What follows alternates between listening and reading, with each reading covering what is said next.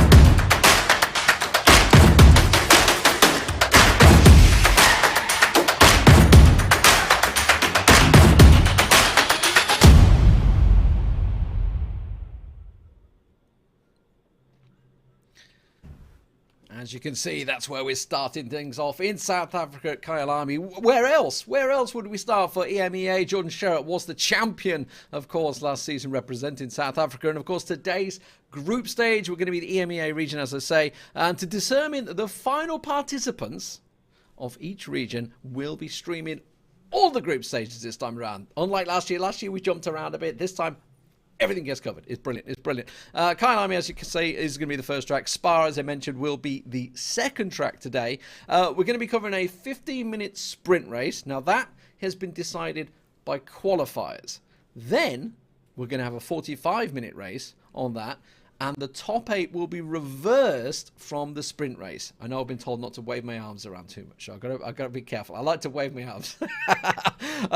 Both races, of course, are going to be handing out points. I can get to them when we get into the race. We'll try and give you the points detailed a little bit more. And the winner of the day is, of course, going to be the one that has the most total points across both races. Well, technically 4 races.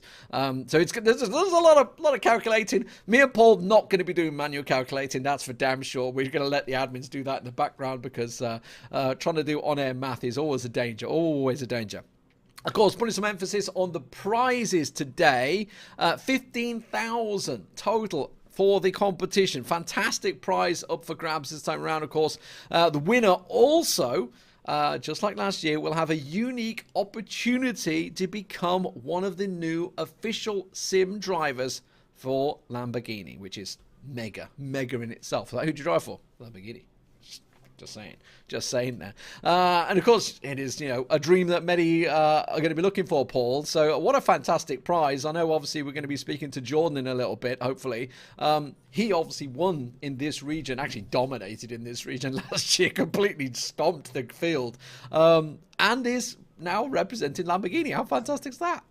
Yeah, it is. Like, just as you say, just being able to say, oh yeah, I just drive for Lamborghini. That's such a cool thing to be able to say, let alone the fact that you then actually get to go and do it and showcase your skills with the best of the best in some of the other leagues that are out there as well. It's a tremendous prize to take away. And of course, there is that 15,000 split across all the regions, as well as the extra little bit of the cherry on the top. Absolutely fantastic stuff. Let's have a look at what Lamborghini got to offer, and of course have a little track guide for Kyalami.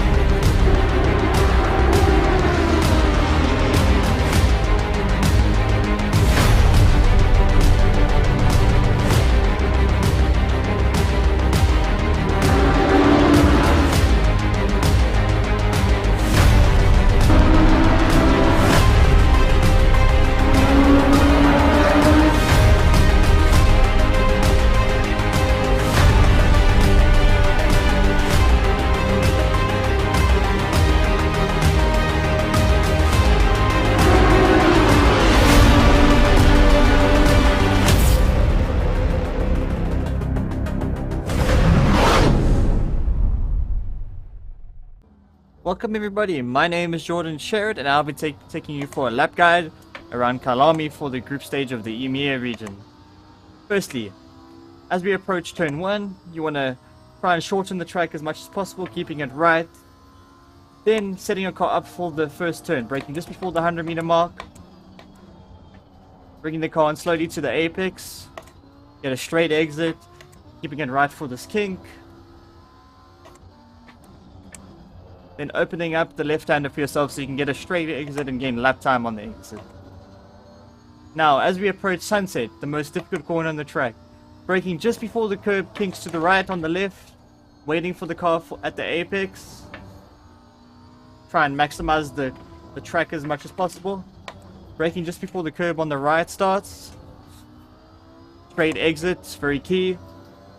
As we approach the S's, also very difficult part of the track. Try to open up this right-hander so you can get on the power as early as possible to gain the maximum speed on the straight. Now approaching this hairpin. Very difficult. There's multiple lines you can take, so you just got to find out what works for you. And you can gain lap time there. Just be smooth, that's key, especially in the Lamborghini ST EVO. Now as you approach Cheetah, try to use the curb on the inside just to get the car rotated a little bit. Keep your speed up through here. Last corner. What's key is to try to get a straight exit. Very key to gain lap time. Use all the track as much as possible. And that's a lap guide with myself, Jordan Sherrod. I hope you guys enjoyed it. Thank you for watching. Welcome, a 1:42. I'm going to keep my eye on that. I watch the time there. John Sherrod's joining us. Welcome, buddy. The champion last year dominated last year. So let's start off talking about that because it was not close last season. How did you smash the competition? Sure, that's a really hard one to answer, really. All I can say is pretty much hard work. Just keep pushing, grinding, trying to find the absolute everything in like the car, how to drive the tracks. It's just a combination of being a full package as a driver, and that translates to the track. Yeah. And speaking of the track, obviously we just saw you giving us a guide round Kyalami, which I'm going to butcher the name of multiple times. I did it. I think I called it Llama last year as well at some point. I don't know why. It's just like I got Llama in my head somewhere around. But yeah, talk about Kyalami. By the way, I love all the corner names of this track. Probably my favourite, you know. Any track that has a corner called barbecue, cheetah, crocodile. It's like everything else has got like these old-fashioned names. It's like, nah, just going through the S's, mate. I could full see it being Australia. But yeah, let's talk about this track. What are the challenges you see coming into this? Sure. It's a very tough track. You know, you got like a few straights and tight corners. So trying to maximize everything, trying to get good runs onto the straight. Otherwise, you'll get overtaken in like to turn one or the back section. You have the S's where you like almost you're on the like edge of oversteer to understeer. So it's just about like pretty much keeping it on track, but driving on the edge. Yeah, it's quite difficult. Yeah, all about the balance. Obviously, you know, you're in the SRO currently. I watched you on Wednesday. Tight racing in that. There's no doubt about it. How is the season progressing for you? Obviously, now you are representing the Lamborghini eSports team as well. Yeah, it's been good. It's been quite tough. SRO is super hard. Like the competition's so close. So trying to get everything out of the car is so important. So like practicing hours per day, like trying to get everything right. And yeah, it's very cool, you know, especially representing this prestigious brand. So yeah, that's something else that adds pressure, you know, when you do a race, etc. Yeah, casting our eyes forward as well to the racing we've got ahead of us this afternoon. From a driver's point of view, just sort of give us an idea of how difficult it is as a driver to do these two races that we've got back to back with a feature and a sprint race as well. It's got to be pretty exhausting, right? Oh yeah, like normally as drivers, we normally just do one track and you practice a week for a track. Now doing two and trying to adjust between them, you know, it's quite hard. It's going to be really tough, you know, because all different tracks have different braking points. Yeah, like the first track is like full downforce. The next is pretty much like half downforce. So trying to get the balance between that and learn how to drive it like in the short space of time is going to be really hard for the drivers. Yeah. I wonder, and I'm just casting my mind back to last season, whether we're going to see someone run out of fuel. Because like if you're jumping between so many things, everyone suddenly you just forget that one little change, and you're like, oh, I forgot, I'm low on fuel. What's going on? I seem to recall, I can't think what race it was. Certainly it was EMEA. We had a couple that ran out of fuel, and I think it was because you went so fast. We had an extra lap that they weren't counting on, if I remember rightly. Yeah. I mean, yeah, it's always the small things in some racing that always gets you, you know? So it's just about ironing those few small things out, and then you're good to go, pretty much, yeah. All right, then. Put your money where your mouth is. You've seen who's taken part. Obviously, you've driven with a lot of them. Yeah. Who do you see taking A today and B the season? That's a big. No fence sitting on this one either. I mean, I don't want to be biased, you know. So that's the first thing, but probably Nicholas There's some big Hubin. names in there. Probably Nicholas Hubin. I feel like he's got the edge. He's a very good driver overall. He used to be my teammate in my old team called GTWR, and he's very consistent. He's like hardly ever makes mistakes. So I kind of put my bet on him, and also for the championship as well. And he finished behind you on the SRO Wednesday. No, he actually finished ahead of me because of the pit stop. Oh, yeah. He tipped you. I must have missed that bit. Yeah. I saw you were seventh and he was eighth behind you. I thought that's where it finished. They switched to the winner. I must have missed the end bit. Oh, dear me. I mean, all good. All good. Well, thank you very much for joining us, Jordan. It's been fantastic. It's great to catch up with you. It's great to see your season's going so well because you dominated last year. There's no doubt about it. I'm hoping we don't see someone dominate quite as much this season, just saying. Because, you know, made the races a little bit boring now and again. But the format is obviously very different this time around with the reverse grid. So things should be great. So thanks for joining us. Best of luck with this season. And I'm looking forward to seeing what comes more for you. Cool. Thanks, you. Yeah, thanks. Appreciate it. All right. So that was Jordan. Obviously, absolutely dominated last season. Jordan Sherratt, so he did very well. Obviously, the South African. We started off in Kyalami. So it's only fair that we do go there. let's talk about Kyalami. Let's get into it. Let's talk about what's coming up. Obviously, we touched on the drivers briefly there, Paul, but we really do have some fantastic drivers taking part this season. It is going to be very strong. There's the track, as you see. The record at 117. Don't think that's going to be happening in the cars today. I'm pretty sure that's the Formula 1 record.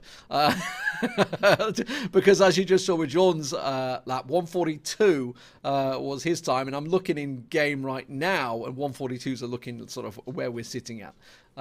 For the Lamborghinis, the Huracans, obviously that's going to be going. Yeah.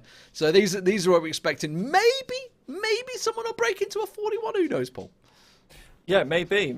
We'll have to wait and see who's got the pace through the sessions as we go on, as we can now see the drivers popping up on the screen as well, and we can go through the first few of those now. With of course we heard Jordan Sherritt mention Nicholas Hauben just then, who made his way in through the Barcelona qualifier. There's some other great names in there as well, Lee. We've got, as you can see, Andrea Capoccia as well, won the Paul Ricard qualifier, and he's got some accolades to his name as well. Yeah, there's quite a few. I mean, obviously Darren King, I think he won at Silverstone and he came through. But there's some returning names which I'd like to see. Arta's name. Arta took the fun out of us, is about what I can say on camera, for changing his pronunciation all through the season. Arthur Kuschuk, I can never get it right. Nicholas Huben, I can do that one. He's German. He's representing himself right now. Obviously, his favourite Lamborghini is the Huracan, which is quite handy there. 24-year-old. But yeah, so many big names. A lot of returning names as well that did very well last season, which is what it's great to see. I'm thinking Tarek Adam in there. I saw Sakharov, Denis Sakharov's in there. So Denis Sakharov, I believe, raced in APAC last season. I'm pretty sure he did. But he's racing in the EMEA this time around. Dara McCormack in there, the Williams driver as well. So there's a lot of top drivers throughout. This is going to be a lot tighter. Bonacorsi I can see in there as well. I think he was the only driver, if I remember it, to win a race other than Jordan Sherritt last season. I'm pretty sure that was Bonacorsi that won. So, I see a Cody Sherritt in there as well, by the way. I don't know whether he's racing today, but I can see him. He's in the 40 drivers. So, is that Jordan's brother? It's got to be, right? South African Sherritt? It's got to be another one in there. I hope he's not going to be as good as Jordan was last season. Well, if he is, then we can tell one thing for sure, and that's racing talent's hereditary. Yeah, but we'll have to wait and see how that one goes.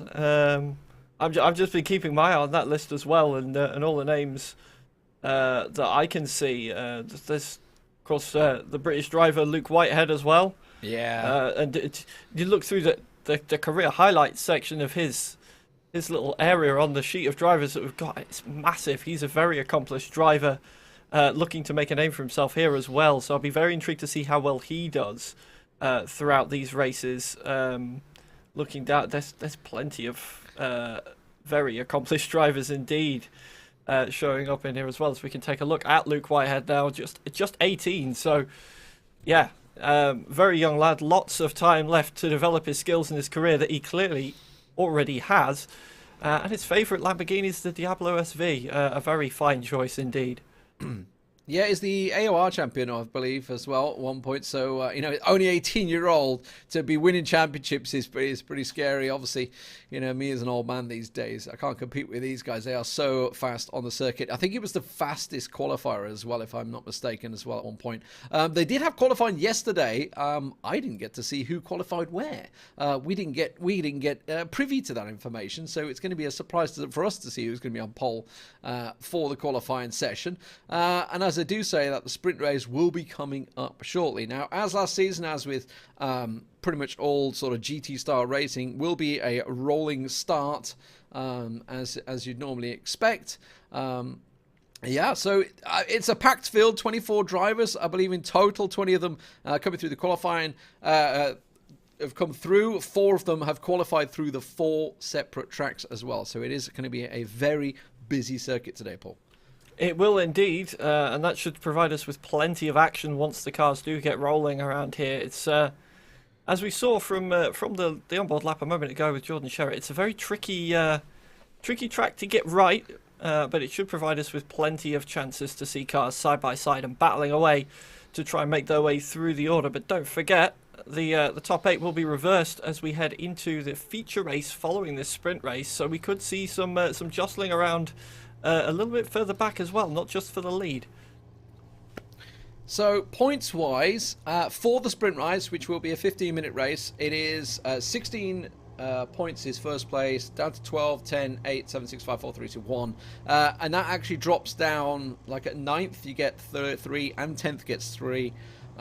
11 and 12 get 2 points, and then it goes 1, 1, 1 down to like 13, 14, 15, and then from 16 downwards you get 0 in the sprint race. It will be different points when we get to the 45-minute rain race. That's when things will change. Yeah, so we are just about getting ready to go as they start the beginning formation. Yes, we are indeed. The cars are rolling away on the formation lap. They've got a full lap of the track, of course, to... in fact, is it full lap? No, it's not a full lap. To just the last corner, in fact, as we're making our way down towards the start line now. Just waiting for it to go green. You can see them getting anxious to go already. The top 4 all bunched up, and we are now green. And we are racing in Kyalami. So away we go down towards turn 1. And who is going to come out in front as we head through here? It looks like, if I'm taking a look at my timer screen, it is Heikki Hoyt.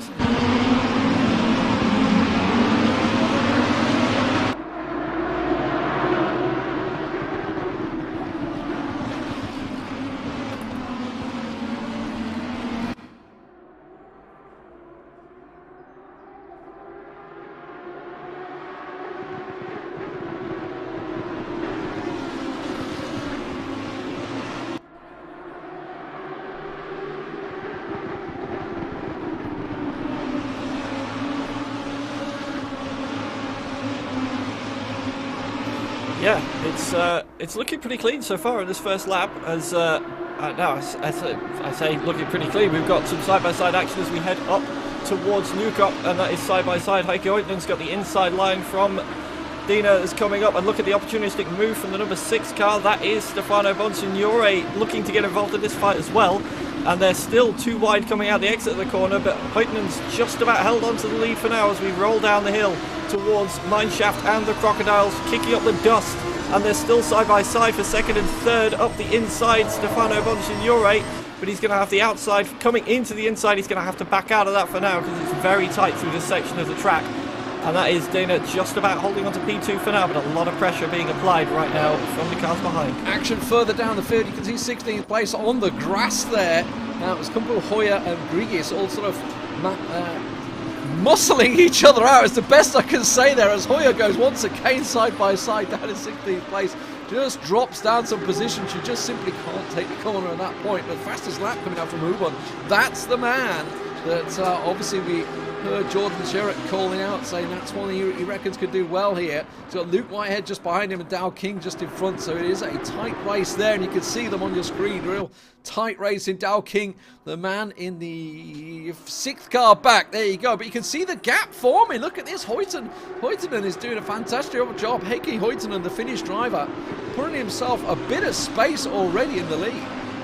Yeah, and I can tell you what's helping him get that space is these two just behind him battling away. Bonsignore once again up the inside of Dino, but they've been scrapping for pretty much the entirety of the whole last lap, and that has brought Kuciak in as well. So this is now a 3-car battle for these 2 podium spots, and again they're going to go side by side into turn 10. This time it is going to be Bonsignore on the inside. Will he be able to hold it, or are we going to see Dino going around the outside? No, he's not quite able to get that done. So for now, Bonsignore holding on to P2, but as we head down through Mineshaft and into the Crocodiles once more, we could be about to see another change for this P2, and all of this is playing into Hoytnen's hands, just able to stretch his legs and slowly extend that lead away with no battling to worry about. One thing I do remember last season, you've got to watch Cheetos. Where they just passed over there, it is the big yellow sausage curb. We've seen people clattering that, as I say there. Bonsignori goes sideways. Disaster. He goes sideways coming into Igwe and absolutely loses all his positions, toppling down to 13th from second position. And that's what I'm talking about. You've got to be so careful coming into these corners, and that has cost him dearly. And now Artur Kuchik has absolutely benefited from that. He's up into second position, got past Dino at the same time. So disaster for Bonsignori. Yeah, that's not what you want just this early into a sprint race. Of course, he does have time to maybe pick it back up again, and if he's got the pace, he can maybe try and work towards getting himself into the top 8 to get towards the front end of the feature race grid, but we'll have to see if he's got the pace to do that. And watching some more battles unfold, Dal King is getting his elbows out because he's got Ivan Fawns right behind him trying to squeeze that orange car right the way past the number 11. Holds on for now, does Dal King, up into P4 now. And can he get involved in this battle? P2 is the hotly contested position at the moment. Everybody wants a piece of that pie. And yeah, they are pulling away a little bit, the front sort of runners, but not as much as Heikki Heitinen is out in front. He's got plenty of clean air behind him right now. You can see Capaccio on your screen. Got Van up behind him. That's a straight up punt. Sends poor old Capaccio spinning, and there's nothing he could do about that one. That was not nice. No, not nice indeed. Whether that was just a misjudgment or I'm not quite sure. But I think it was Adam actually. It was Adam that got punted. Adam Chick. Adam Chick. They got punted by Capaccio. Yeah, dropped him all the way back down to P17, so that's highly unfortunate. Whether there was a misjudgment there, I didn't quite catch that, but yeah, very, very unfortunate, but it's the first race of the day. Let's have a look at the replay of the incident on turn 16, wasn't it? The final corner, Bonsignori just getting spun around. You can see coming into the corner there, so absolutely no one near him. So, you can see Bonsignori. Is he going to get punted? Oh, he got punted. He got punted by third. So, that's going to be Dino. So, that is almost certainly going to be a penalty going on to Dino there. Yeah, that is very unfortunate with the way that the racing was going between those two. They were very close. We'd seen them bump bumpers or bump fenders a little while ago with a little bit of rubbing as they came through. I believe it was the Jukski sweep the lap before.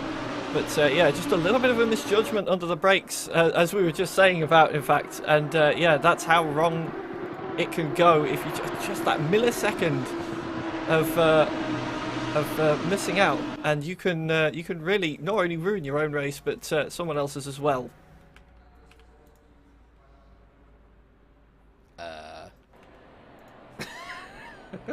And I believe there's a server issue. I thought, is that me? Why is it not changing car? Why am I staring at the pits? That's why I know why we're staring at the pits, because I feel that was a server issue. Oh no, disaster. Disaster strikes for the first race, Paul. Paul, we're putting you through the rinser here, mate. That's what we're doing. We're seeing how on your toes you actually are and catching you off guard. We're just 8 minutes into the first sprint race. Yeah, absolutely. But I'm itching for more racing. We've seen so much go on in that first 8 minutes already. I cannot wait for things to get back underway. Hopefully this little server issue we've got can be solved nice and quickly if we can get the cars back on the circuit. But we've seen so much. It'd be interesting to see if this affects sort of the mindset of any of the drivers, having done that first little bit of the race now, whether this will just give them some time to compose themselves, to sort of contemplate what's happened, if they've made any mistakes in that opening part of the race, how they can adjust themselves when we go back into it, and see how they go. Well, also, you know, we had a couple of spins, a couple of punts. It's safe to say, it's like there's no way about it. They were punted. They were sent into the nether realm, a couple of them, and I've got to assume for doing a restart, they are saved to start with, because they're going to be back up the front there. Poor old Heikki, though, Heikki Heitinen, who had the majestic start and was breaking away because of the battles behind him. He's going to be ruining the day right now, because that first place was his in the bag. Yeah, he put all the effort in to bring that massive lead out, and then yeah, this will set him back a little bit, but given the pace he's had in the first little bit we saw there, assuming that he doesn't wind up getting involved in too many scraps with any of the drivers behind trying to get involved for that race lead. He may be able to re-extend that. I don't think he'll be worried too much given the pace that we saw. But again, it could be down to scrapping. That does lose you a lot of time. So if we see any battles breaking out, that could be the key swing over who manages to bring out a lead on who and how quickly.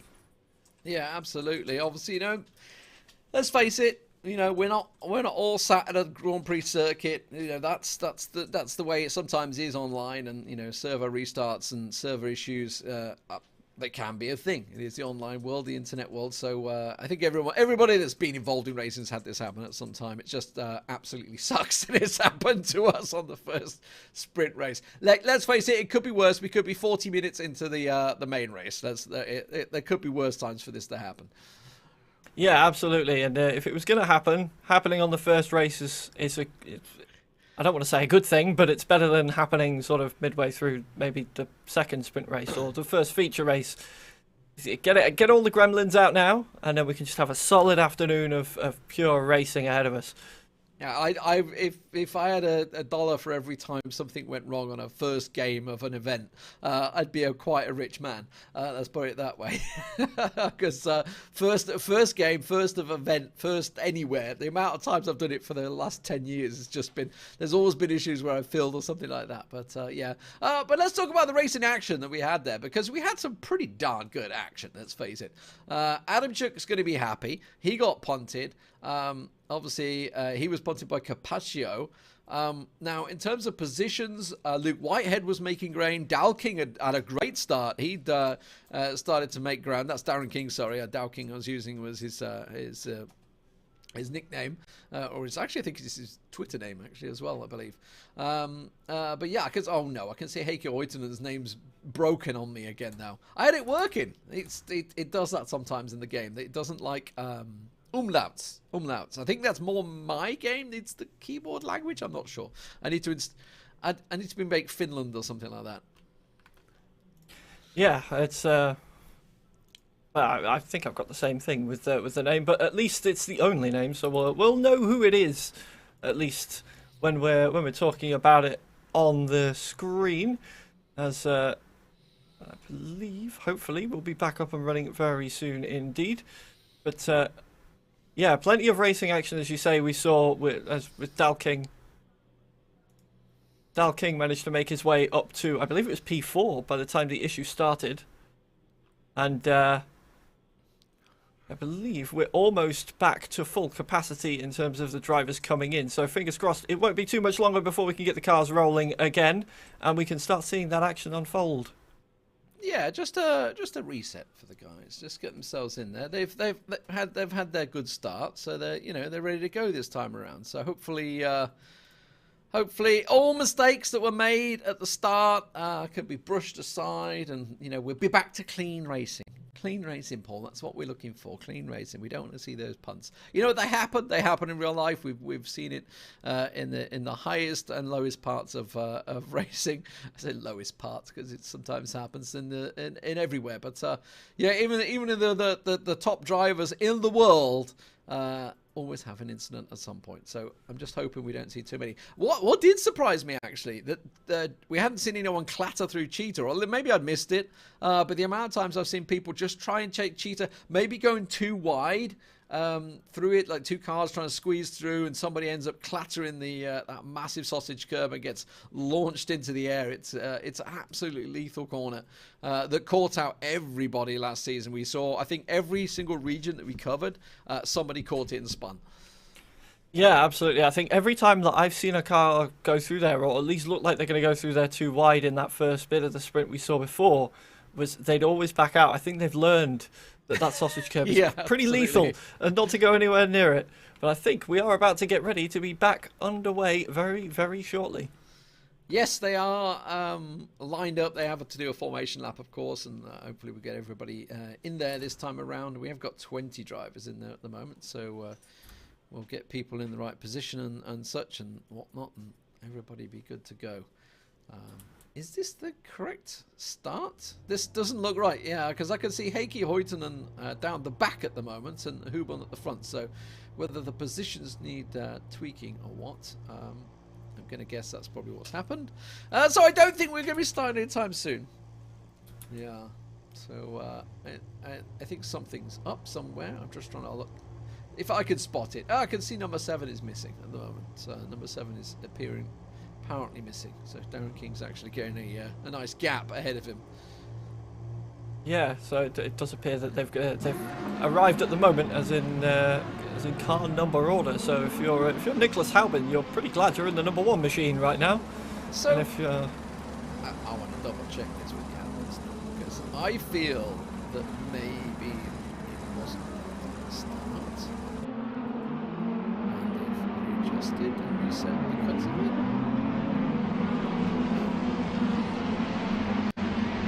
It just feels weird that Heiko Huyton is now in 20th place and he was the pole sitter. Anyway, that's not for my place to figure out. That's down for the admins. Either way, he's not complaining, so maybe that's what the problem was in the first place. But here we go, ladies and gentlemen. The green light drops and away we go for the Real Race 2022 Lamborghini.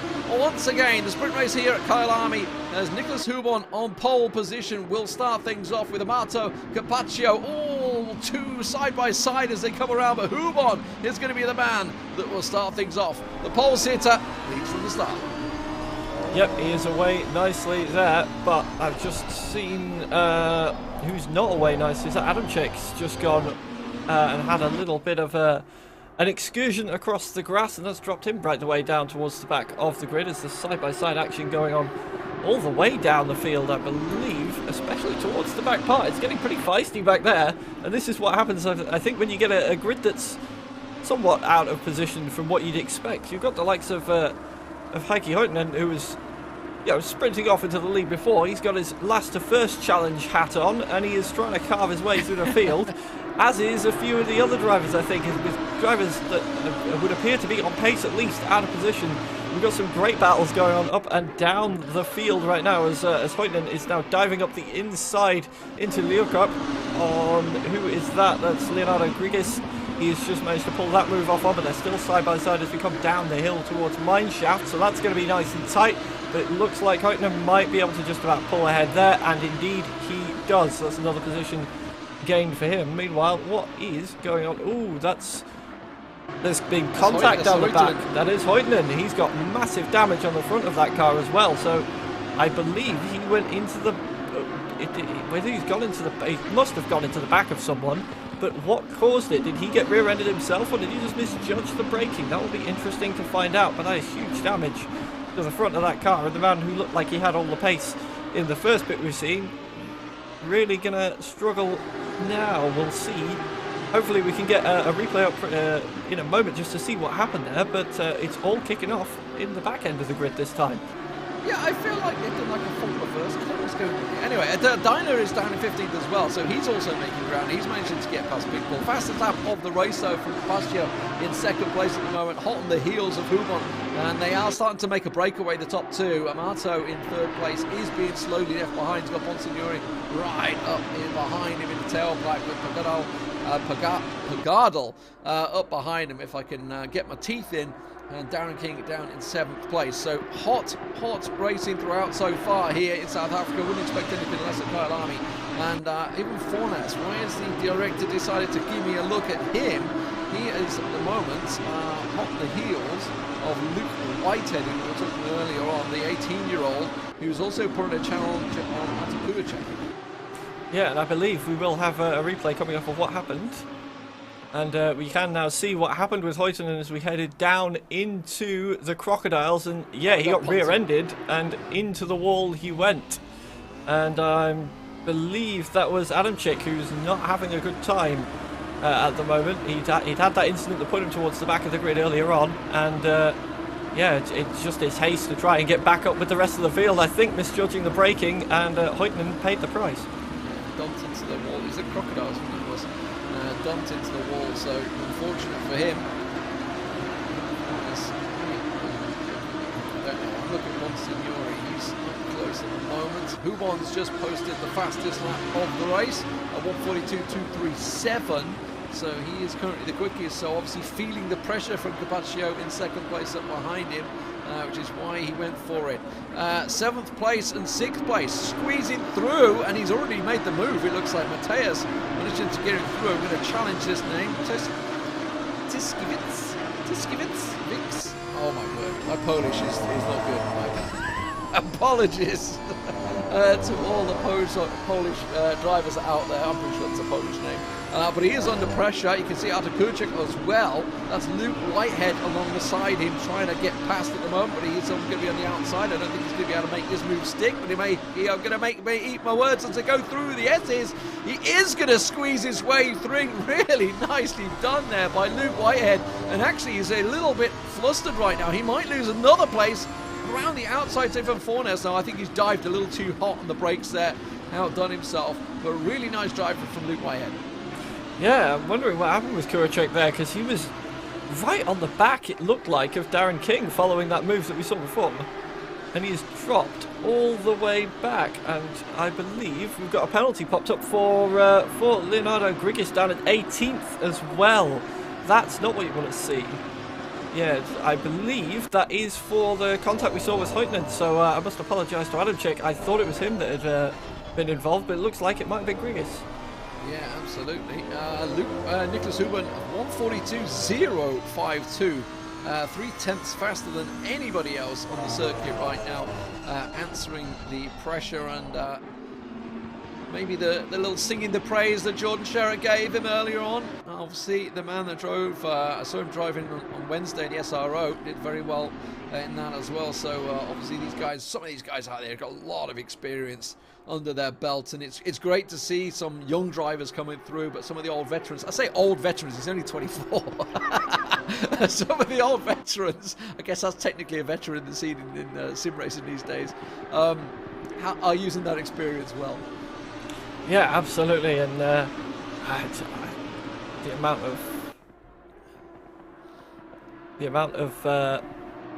of pace that he has at the moment, I imagine he would have come through the field pretty quickly on the initial lap. And we've got a replay now of Luke Whitehead getting that move done that we saw a little bit earlier on. Just manages to pull around to the outside into the braking zone, and I'm trying to tell from on board, is that the S's, yeah. The S's. And that's, well, here's the S's coming down to them now. And around the outside of the first part of the S's, that's very brave, because that's a very tricky part of the circuit. So that's a very, very nice move pulled off there by Luke Whitehead to move himself up into what is now P8. And I believe he's trying to apply the pressure in there and reel in Darren King now, who's just kicked up a bit of the dust, I can see, on the exit of the Crocodile. Absolutely. Kumpo down in 11th at the moment. He's chasing down Fornes. We saw Fornes having a look at Kurchuk after that move that Luke Whitehead did, but since then he has fell back a little bit here into the grasp of Nico Kumpo. Nico Kumpo looking to try and make a move on him. Looking further up the field, you can see the top three at the moment quite spaced out, in fairness. Amato in third place, Capaccio, you can see the green Lamborghini ahead, and then the purple of Nicholas Hubon running away with it so far. They have managed to get themselves a bit of a break in the lead here, and that's a worry for Stefan Bonsignori, tripping over my words all day long here. But remember, this is only the 15-minute sprint race, and the top 8 will reverse when we get into that 45-minute main race. So this is a battle for position, a battle for points. There are points to be had all the way through, but they could also be positioning themselves for that main race, trying to look themselves advantageous, because there's a lot of points to be had in that main race as well. Yeah, absolutely. So we're looking around the positions, sort of where Luke Whitehead, Darren King, Artur Kucek are as well. That's going to be, well, Luke Whitehead sitting in that key position right now, what will be pole position for the feature race when the top 8 reverses. So I imagine, as we're now into the second half of the race, it's going to start getting a little bit scrappy in that back part of the top 8 to see who will start at the very front when we go for that 45-minute feature. For now, Luke Whitehead is in charge there. Darren King's got a nice gap behind him, not too big of a gap, as I can see Luke Whitehead is trying to drive away from Kuracek at the moment, but Kuracek looks like he's reeling him in. A couple of mistakes, I think, from Luke Whitehead on that previous lap means we might see some battling between the number 6 and the number 10 very, very shortly as we head down the main straight. I'm trying to see if there are any more battles going up, because there are cars running close together all over the track, you have to feel, at the moment. As I can see, it's Grigis has managed to, even with his penalty, got past Sakharov on the road up to P17, obviously trying to push forwards to minimise the damage of that penalty towards this end of race time. And that will be a very big challenge, as we've got just over 5.5 minutes of the race left. Yeah, so far so good. Nicholas Hubon has got a little bit of a challenge coming up behind him though, so made a mistake somewhere in that last lap. It was quite a slow one, a 1:42.5 as opposed to the 1:42.2 coming out from Carpaccio. That's why we're seeing a bit of pressure on him now as he comes into the final 5 minutes, thinking maybe he could squeeze a move on him, get that first win of the season. It's what everybody's chasing for, no doubt about it. But Nicholas Hubon, the #1 car so far, continues to lead that race, but is starting to feel a bit more pressure from Carpaccio as he continues down the road. Let's have a look further from a couple more positions. I saw Darren King very close at the moment. That's Tiski ahead of him. Putting the pressure on him, no doubt about it. You can see he's going to try and see if he can make up some numbers. He's currently in 7th place. 8th place is Luke Whitehead, which means, of course, Luke Whitehead will be starting on pole position in the main race if he stays there. Darren King, though, looking to make positions here as he has a little look very close behind. Maybe have a little chance in the end into turn 1. Yeah, it's looking very, very fighty from Darren King as we're heading down towards turn 1. As you say, he's ever closer. He has been essentially riding the rear wing of Tiskovits the last few laps, and it looks like he's trying to force a mistake, and he almost did there. Tiskovits went a little bit wide out the first corner, and King having a little bit of a sniff up the inside, but the door was slammed in his face, so once again he's trying to get along, and a little bit of dust kicked up from Tiskovits as we head down towards sunset. This will be a tricky one to try and get a move done if you're going to try it, but Tiskovits looking like he's taking a slightly different line, very wide line in fact, from Darren King. It was Darren King taking the different line through there, trying to carry just a little bit too much speed, but it's not affected him too much. He's trying to find a way up the inside here, but he's just that little bit too far back still. I don't know, he didn't want to risk it, didn't want to go side by side through the S's, that's for sure. Into Lukop, maybe have a little peek, but no, he's not really in a position to have another go. 3.5 minutes to go of this race, and he's still fighting for position. Definitely a good fight coming out from Darren there, trying to squeeze out as much as he can from the Lamborghini to get past Tiskovits, but has had to back away a little bit this time around. Let's have a look further down the field. You can see Adamu under pressure here. That's Martin Hoyer up behind him. He's having a little look, and Martin Hoyer will send it up the inside, but he's completely done himself in the braking zone of Crocodiles there and runs wide. Yeah, that's a little bit ambitious on the brakes, I think, there from Hoyer, who's immediately then lost that position back from running that far wide, and he needs to be careful now because he's got Barnett right behind him now as we head down the main straight towards the Kink and Crowthorne. And from what was looking like an offensive move, he may have to be doing a little bit of defending. And I think he got just about a good enough drive off the final corner. Oh, it's a bit of a dive bomb looking like it's coming up there. Ooh, just from how late that Barnett was on the brakes there, I was half expecting to see a Lamborghini come across my screen sideways. But thankfully everybody's still pointing the right direction, judging it to perfection, and Barnett definitely showing intent with that move that he wants that position from Hoyer, and that's a battle for P13. Yeah, further up though, you can see just a little wide run in there. The top three still looking pretty solid, but they are being slowly closed here. Whether someone's just trying to put a bit of move on, or whether they're sort of in a bit of coasting mode, maybe fuel saving, who knows out there at the moment. 42.2 is the still the fastest from second place, so 42.0 is still the fastest lap of the race from Nicholas Hubon, who continued to retain that first place. You can see was under pressure earlier on, but it looks like Carpaccio was sort of backed off that one, happy to take his second place, doesn't want to risk any potential collisions maybe, as these guys all look to secure their points. And speaking of the points, as I say, 16 points for first place for Nicholas Hubon if he were to cross the line in that first place, which is looking like with 1.5 minutes to go. We're going to get one more lap here, it seems. It is around 1:40, and they're approaching the line now.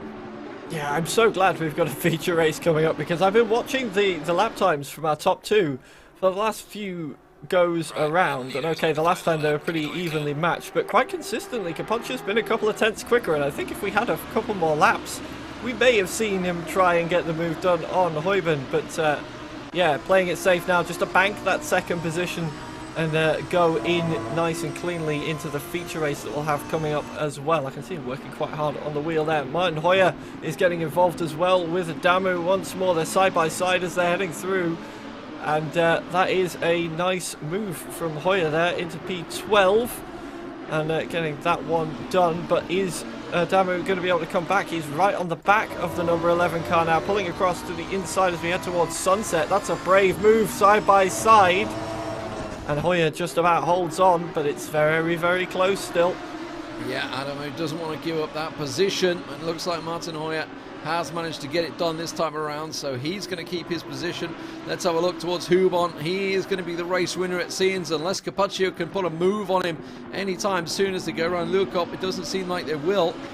Down towards the Crocodiles and through the mine shaft as they sweep on round. It looks like it will be Hubon that will be taking the race here. Started from pole position, set the fastest lap as well. Almost putting a statement out there, I feel, to the rest of the field. Obviously, we'll have Spa to follow as well after the main race, so this is a long way from done today. This is just the beginning. But Nicholas Hubon will be coming over the line as the race winner. We'll go back to that little challenge a moment ago. You can see Nicholas Hubon, first place for him, Capaccio second, Amato in third place, and Bonsi Miori down in fourth place. Let's have a look further down the field. I saw Attila Diner just gained a position. That's down in 14th as Gabo Sarosi also through as well. I can tell you what flares happened go there. off. What happened, Paul? Well, I was watching what was going on because Barnett was really starting to apply the pressure towards the end of that race on Adamu, who made a little bit of a mistake earlier on in the lap, and then made a mistake himself coming through Cheetah. Got it slightly wrong, drifted out wide, off the road he went, and up the inside went Dina and Sarosi. Well, very nicely ran there. Nicholas Hubon, the top four, top six actually didn't really change two position. Tiskovitz obviously made a couple of overtakes in there. Darren King in the end did end up in 7th place, and Luke Whitehead down in 8th, which means of course that is going to be the position they'll be reversing the top 8 into the main race, which means of course Luke Whitehead will be starting out on pole position in that main race. So a lot of work for Nicholas Hubon to do, but as you can see, overtakes are absolutely possible here in Kyalami, and some fantastic racing already. And I'm happy to say, Paul, other than that one simple incident from Heikki Hoitonen getting launched at the start, that was the only one we had, as opposed to before the restart. Yeah, we did still see some ambitious moves under the brakes, but every single one of those was conducted safely in the safest manner. You couldn't outbrake yourself. Nobody else really getting involved, managing to if they were making mistakes, really only compromise themselves, which is good. And yeah. It's been a nice warm-up, this 15-minute sprint. Get those gremlins out of the system, any little mistakes they wanted to make, and now will be the big one. The 45-minute main race will be coming up very shortly, and we'll see just how many drivers are still making those mistakes and who's managed to iron those out in that little 15-minute session we've had. Yeah, absolutely. Fantastic sprint race to start things off, as you say. 45 minutes race to go after this one for Kyalami, and then we move over to Spa. So plenty of time so far. We are going to pop off to a quick break. When we come back, the main race will be set up and ready to go.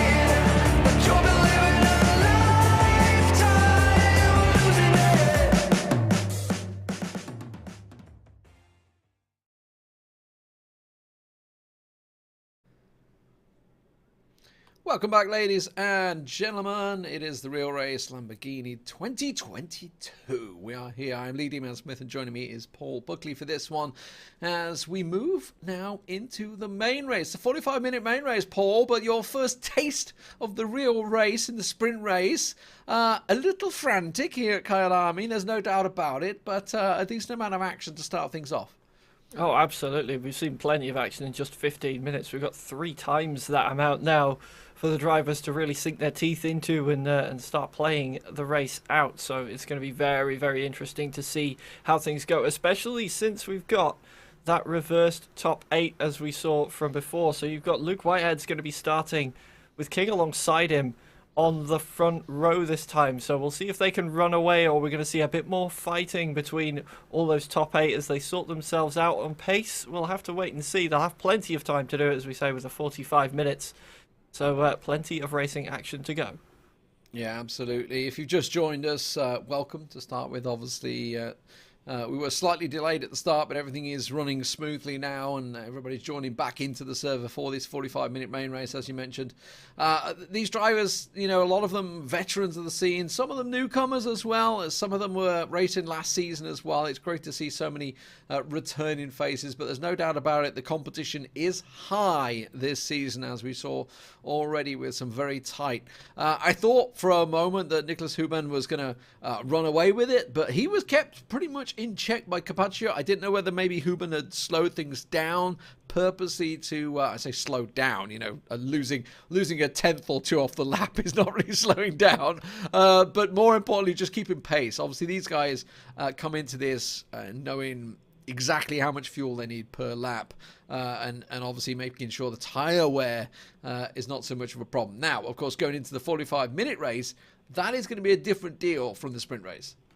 It absolutely is. There's a lot more looking after the fuel, as we can see a little profile of Nicholas Huben and Andrea Carpaccio as well. Those lead 2 from the first race. The Italian with his favourite Lamborghinis, the Miura. I can't fault that one. But yeah, so they were pretty even on pace. But how much of that was holding back? How much of that was just playing it safe? We'll have to wait and see for the main race as it comes up very, very shortly indeed. With Luke Whitehead starting on the front row of the grid, it's going to be an exciting one. Buckle in for 45 minutes of Kyalami, and then don't go anywhere after that, because we're still not done after that, with more racing action to come this afternoon as well. Really whetting your racing appetite with all this action we have. Yeah, absolutely. As you can see, the grid all set up, ready to go, lining themselves up. It will be, of course, a little formation to start things off. Luke Whitehead starting out on that pole position. And as you can see, they will have one pit stop as well this time around. Yep, they will have that one pit stop, which will be whenever they want to through this. I believe the pit window will be open from the start to the very end, so they can just pick whichever works for them. We'll see when the race starts if the pit window opens, but I believe that is the case in these races. So that will add that extra element of strategy to it. In 45 minutes, the tyres aren't going to go off too much, I don't think, in these cars. So it will just be a case of trying to plan out when is best. We might see some drivers who maybe think they're a bit faster than the guys in front. If they're struggling to get ahead, maybe choosing to pit a little bit earlier to get themselves some clean air. And we'll see how it goes.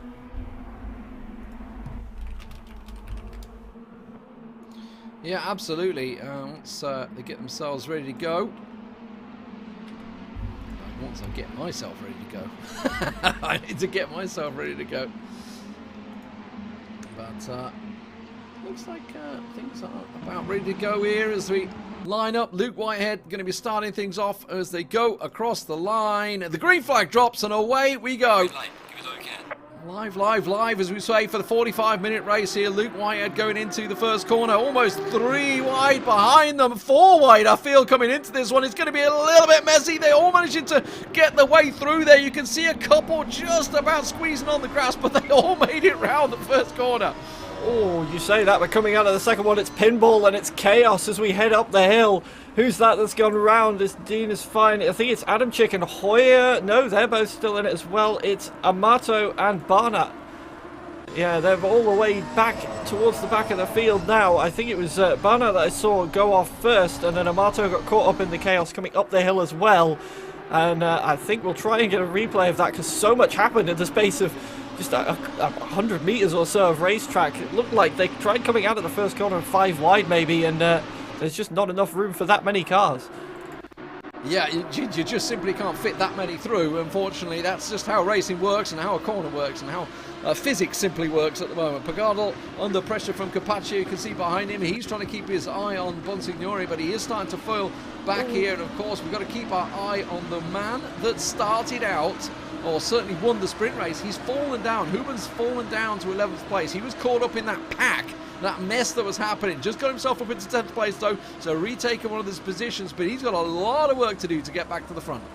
Yeah, there's lots of work to be done throughout all of the field. As you were saying that, there was a little bit more action towards the back. I was keeping my eye on, and Grigis was minding his own business by the look of things going into the Huracán, and an absolute dive bomb. I didn't quite catch which car it was that sent it up the inside, but I think it was everybody was a little bit too focused on the dive bomb that happened, and Grigis just got rear-ended, and then absolute chaos broke out again behind him. 3 or 4 cars, I think, were involved in that one through there, and now Grigis really has some work to do as Hoyer is getting involved once again with Amato. Looks like he's trying to go around the outside of the first corner and gets that move done, and we've seen him try some moves like that throughout the races so far, but still out front is Luke Whitehead, capitalising on that pole position with the fastest lap of the race as well. And I believe, Lee, very, very shortly indeed, we'll have a replay of the start coming up if you want to talk us through that one once again. Yeah, I mean, it's going to be hard to talk to because there's so much happening there. A couple of movers and shakers, by the way. Heikki Hoidenen's gained 6 places, Sakarov's gained 5 places, so they're probably all involved in this. Look how it is. There's 5 wide, I think, going into that turn 1 there. Incredible stuff, and they realise some of them having to cut across the grass, so we may see a few track limits coming in as well at some point, Paul, because that was all a bit messy to start with. Yeah, and track limits is something that ACC in particular is very strict on in terms of managing to make sure that the drivers keep that car between the white lines. It can be quite punishing sometimes, but that's where the skill comes in, is going fast and keeping it on the circuit. The penalties will come up, if any do become accrued as the race goes on. But right now, Luke Whitehead is coming under pressure as we come out of the final corner from Darren King right behind. He was right on the back of the number 1 car as we headed out through Cheetah. But I think Luke Whitehead just about got a good enough exit coming off of Ingwe that he's managing to hold on to the lead for now, but the pressure is building. Darren King now has the fastest lap of the race with a 1:42.5 to the 42.6 of Luke Whitehead on the last lap. Yeah, that's interesting. Obviously, times coming down, still not quite as quick as they were in the sprint race, but you'd expect that. Fuel obviously being fueled up for 45-minute race here, as opposed to the 15-minute sprint. But Darren King, yeah, putting some work in. We saw him putting pressure on Martin Tiskovic in the previous sprint race, so we know he's got it about him. But Luke Whitehead, he has been a champion in the Apex Online Racing Championship, so we know he's got it in him. He's only 18 years old, but he's certainly going to keep the pressure on. Speaking of Tiskovic, still doing a great job. He's still down in 3rd place. Bonsignori in 4th once again, by the way. Obviously, he's put a move in and took over Pagardal to get himself in that position. Overall, in terms of position gains, let's have a look. Even Fornes up there in 7th place, and Compo. Both of those have gained 3 positions at the moment to get in that position. Speaking of the winner of the sprint race, Nicholas Huben, he is starting to close the gap once again on Artur Kurcek, and seeing if he can get himself in there after, well, what was a pretty bad start for him. I got to assume, I couldn't keep track of where he was on that first corner, but I got to assume he may have been one of the drivers that were forced wide when it was full wide. Yeah, I think it was evasive action forced him to go the long way around and cost him a couple of positions in the process, but we saw in race 1 he's got the pace, So he'll be looking to size through the field as we've got this train of 3 or 4 cars, nose to tail, heading down towards turn 1. With Heuben right at the back of them, and just looking at the previous lap times, he's not gaining too much at the moment, perhaps playing it a little bit safe, but of course he is behind another car as well, so he's not going to be able to do a massively quicker lap time straight away. He is right on the back of Kuwacek at the moment, so this fight could be building as I see a little bit of dust kicked up there. That was Kumpu, has managed to go a little bit wide, and that has allowed Kuwacek to go side by side as we head down through Sunset, and around the outside he went, and that was a very nice move indeed, but he's gone wide himself, and now Kumpu's coming back at him. They're still side by side now then as we head through. Oh, Heuben trying to sneak up the inside. I don't think he's going to be able to get it done, but he's backed out. He's backed out, realizing coming into the SS this could be a little tricky. He's going to put him on the outside, but Arthur Kuwacek. Now, the question is, I mean, he kind of got the move done before he went off track, right? So he doesn't really need to hand that position back, but did he gain anything from going wide at Sunset? I don't know. Well, have to see what the stewards think if anything pops up on that one, but for now, Kumpu staying ahead. Kuwacek, sorry, staying ahead of Kumpu, and Heuben looking to reel them in once more. That was a very opportunistic move. He's definitely hungry to make his way back to where he thinks he should be on this grid. And you can see just the closing speed he's got in that number 8 car already right back on the back of Kumpu, who's gone massively wide going through Cheetah. I think he clipped that sausage curb, and that is very easy for Heuben to take a position into Ingwe. He goes now ahead of Nico Kumpu and chasing after Kuwacek once more. Yeah, it's one thing to go around, you do sprint racing, you do laps, you do everything, but once you're under pressure, just that one slight mispositioning, and obviously as it's talking about that big sausage curve at Cheetah, slight mispositioning, that's probably the worst place to misposition yourself, and as you say, just clipped it, went wide. And that puts Heuben through up here to 9th place. We see what he can gain from that. Going further to the front though, Luke Whitehead setting the fastest lap of the race, answering what Darren King did. 1:42.185. Very quick laps coming in. That's almost on the pace of the sprint race from Nicholas Heuben. So doing a fantastic job there. Darren King though keeping him in check at the moment. In 2nd place, Tiskovic also up there. Bonsignoria, Pagadal and Carpaccio still in 6th place. Obviously came 2nd place in the sprint race. Yeah, I believe we've got a replay coming up as well of a fight that we may not quite have been able to see on the screens that we can take a look at. And here we go. This is coming down out of turn 11 and down the hill into Mineshaft. And I thought he might have been trying to go up the inside there. He pulled the switch back as they headed through into the Crocodiles, and that's a very nice move, in fact, up the inside into the first part of the Crocodiles, but he didn't manage to get it done there. And had to lick his wounds and try again. And here is the aftermath of that fight, I believe, with Heikki Hoitonen closing onto the back of Adamu now. Yeah, his car looking a little bit better this time around. Obviously hasn't got that big dent in the front where he got launched into the barrier before. So, but yeah, down in 14th position, still fighting against Adamu. Adamu, I feel, let's have a look at position gains, has lost a lot of places here. No, tell a lie, it's Heikki Hoitonen has gained 6 places actually, so he's the one who's launched himself up there. Amato though, in 16th place, he's lost 10 places, was caught out in that early scuffle that happened. In terms of mover and shakers, we've got Denis Sakharov as well, currently running in 12th place. He's gained 5 places from the start, so he's having a great drive at the moment, trying to get in towards that top 10 points, of course. For the feature race, which we're in now, will go all the way down to 20th place. 20th place will get 1 point. From 16th to 20th, we'll just get the 1 point. So everybody really in there for this one, because we have 20 runners, right? Yeah, absolutely. If even if your entire race is sort of falling apart a little bit and you're feeling a little bit disheartened from anything that may have happened in the first part of the race, you can always take solace in knowing that you are guaranteed points in this one. Of course, that's never going to be enough for these guys. They're sim racers. They want to win, and we're seeing that instinct coming out in quite a few of them in the moves that we're seeing. As I'm just keeping one eye on Amato, who's kicking up dust, trying to drive every inch of this circuit, and he's got Martin Hoyer behind, closing in at the moment. And this could be a 3-car fight for P15 at the moment, while we're coming down the hill through Mineshaft, and it's not quite close enough right now. And I believe we've got a battle coming up for the lead trio as Tiskovits is closed right up. I think Darren King made a mistake on the previous lap and is Tiskovits right all over the rear wing of him now as we head down towards turn 1. Yeah, absolutely. Huben's closed up on Kurchuk as well. That's the 8th and 9th place as they try and rattle for position. But you can see Darren King definitely lost some ground there. Tiskovits has gained on him nicely. Luke Whitehead also keeping himself in a solid position at the moment though, but maybe he's just keeping him in check, I don't know.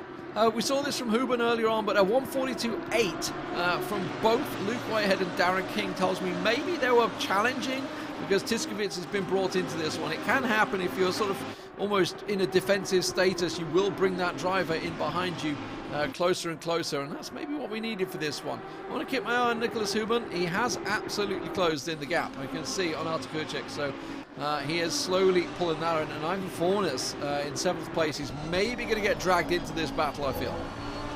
Yeah, quite possibly. He's got plenty of clean air in front of him, so he doesn't have to worry about scrapping with that. He's going to be hoping that Kurchuk and Oyvind start scrapping pretty soon, otherwise he's going to be involved in that battle coming up. I'm trying to keep one eye on what's going to happen with this lead battle now, as all three of the top all those top 3 cars separated by half a second at the moment on track. Darren King, the middle part of this lead car sandwich. And are they going to play it safe? Are they going to try and make any moves at the moment? But we've got close racing everywhere, all over the place at the moment. Heuben all the way, all over the back of Kurchuk. We've got racing further back as well. Barnett involved in a battle with Martin Hoyer and Pierluca Amato as well. And as I say, that Robin Pagadel has gone past Bonsignore. That's for 4th position through Ingwe. Yeah, it's just everywhere you look at the moment. They are all tight, all within 0.1 seconds. We have a little alert system that's telling us 0.1. It's like things are happening. I can see Kumpo has just gone past Huben. Okay, he's gone in the pits. Huben's gone in the pits. So taking himself the early pit stop here, Huben, as well as Martin Hoyer, it seems. So going for that early pit stop strategy to try and see if they can run long. And maybe try and gain ground there. Maybe he was thinking, because he was caught up behind Fornes and Kurchuk, he's probably thinking, okay, I'm caught in this battle, I'm going to take my pit stop now, try and hopefully get some clean air when he comes out. Yeah, this is what I was talking about as we sort of gridded up for this race, was who's going to try this early strategy, and we've got a couple of those early adopters right there in Martin Hoyer and Nicholas Heuben, so we'll have to see their progress and how it goes. The issue for them will be is if they come out around the same spot and start scrapping with each other for position, it's not really going to help them. So we'll see if that plays out when they come out. I think they will have some space between them. They were at different phases of the track, and saying that, Nicholas Heuben's just coming out of the pits now, and Martin Hoyer also following. I'm keeping my eyes on the battles that we have on track at the moment.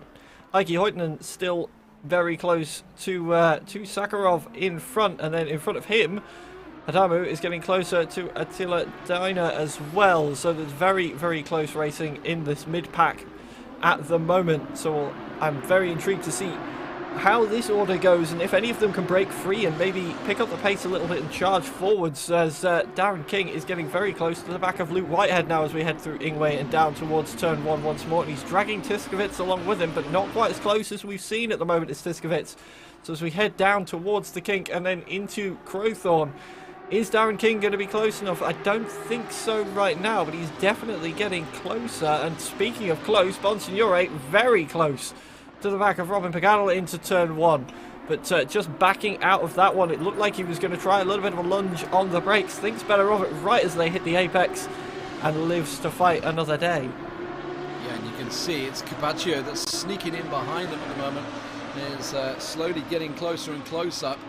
At the moment, though, things are looking great. You can see in terms of gaps, as it were, Luke Whitehead still leading the pack, but look at Darren King right on his rear wing now, looking to try and squeeze in there. You can also see the battle further down, 4th, 5th and 6th, all very close now. Capaccio has been brought right into that battle as Luke Whitehead continues to try and hold on to this lead. Yeah, the pressure is mounting for Luke Whitehead at the moment. He still has the fastest lap at the race, of course, but that was quite some time ago.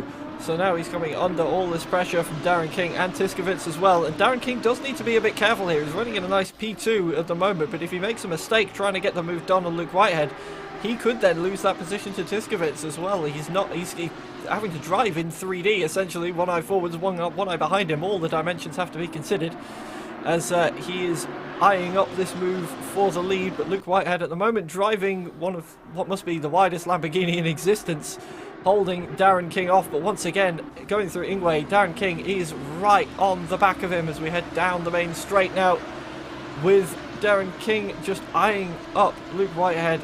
Is he going to get the move done? So you can see King just keeping position. He has actually just gained a little bit of ground on Tiski.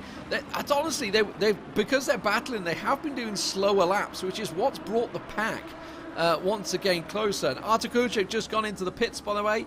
Also, a 15-second penalty for Nicholas Huben. I wonder, is that possibly speeding in the pits? I'm not too sure. We'll have to try and see where that's come through, or whether that's or where it's come from, whether it's track limits maybe. It could totally be track limits, but track limits would generally be just a drive-through rather than anything else. But a 15-second penalty, that's pretty big.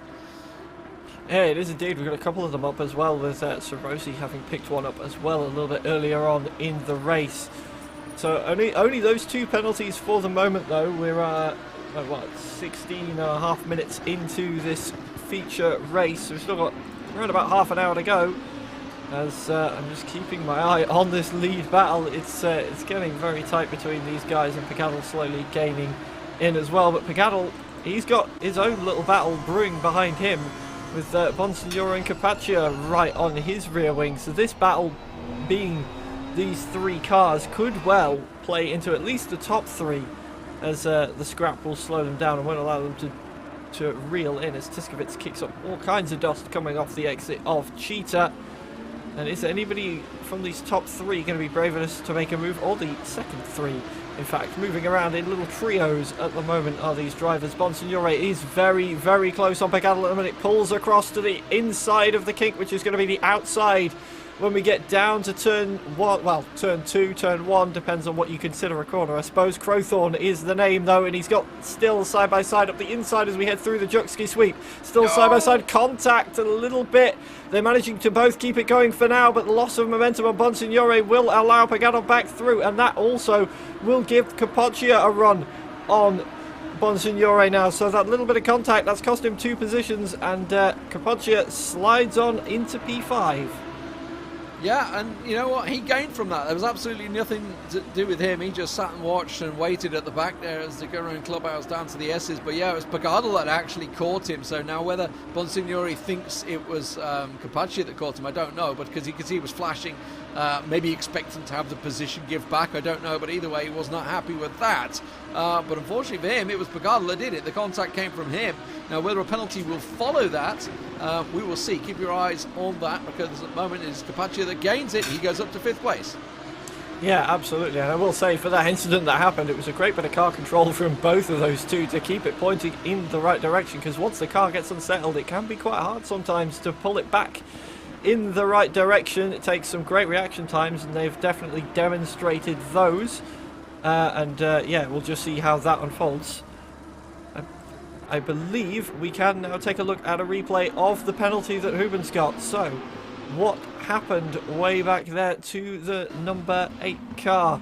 Let's take a look. So this is up the inside. This is right at the start of the race, a bit of door banging. So is this for what one of those incidents? It was indeed just a little bit of a pit maneuver there, and that was the chaos coming up the hill that we saw, and Huben picking up a penalty for it.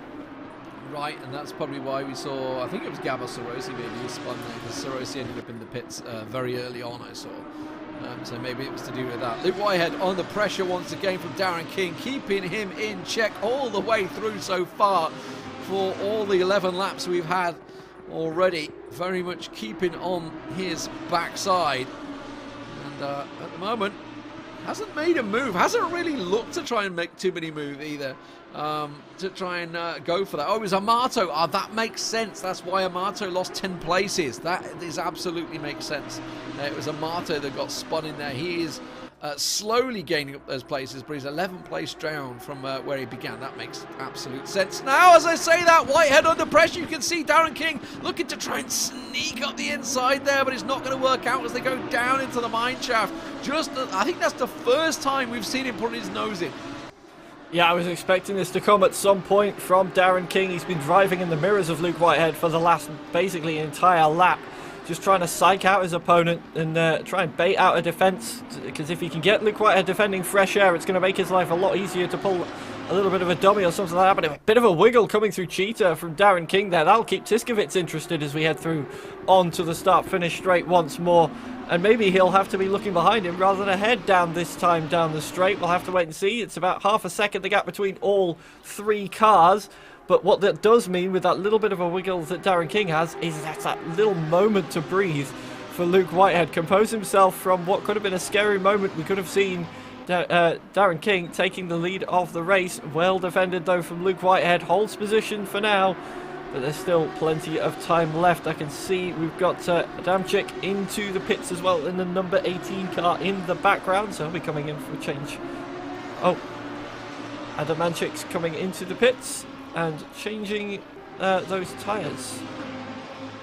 Yeah, so at the moment, things are going well for everyone. Certainly for Luke Whitehead, who's hanging it on in there, but that's bought him, as you say, a little bit of wiggle from Darren King has bought him a half a second gap, so he's going to be delighted with that one. Darren King was in there, but maybe he's just going to back off. That was maybe the chance. We'll probably look towards the pit stops maybe and try and look for one then. But you can see they all need the pit stops.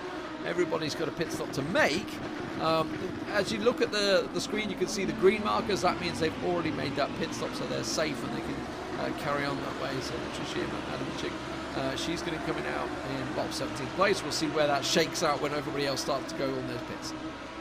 Yeah, absolutely will. And I'm just keeping one eye on the battle for the lead. Darren King's dropped back from the back of Luke Whitehead. Yeah, it's from that wiggle. It was from that wiggle after Cheetah. Yeah, when he had that wiggle, he just lost pace, and you can see he's going to dive in the pits. I was going to say, maybe feeling the tyres are going, I don't know. We're only 25 minutes in. These tyres can last the 45, but they have that pit stop on them.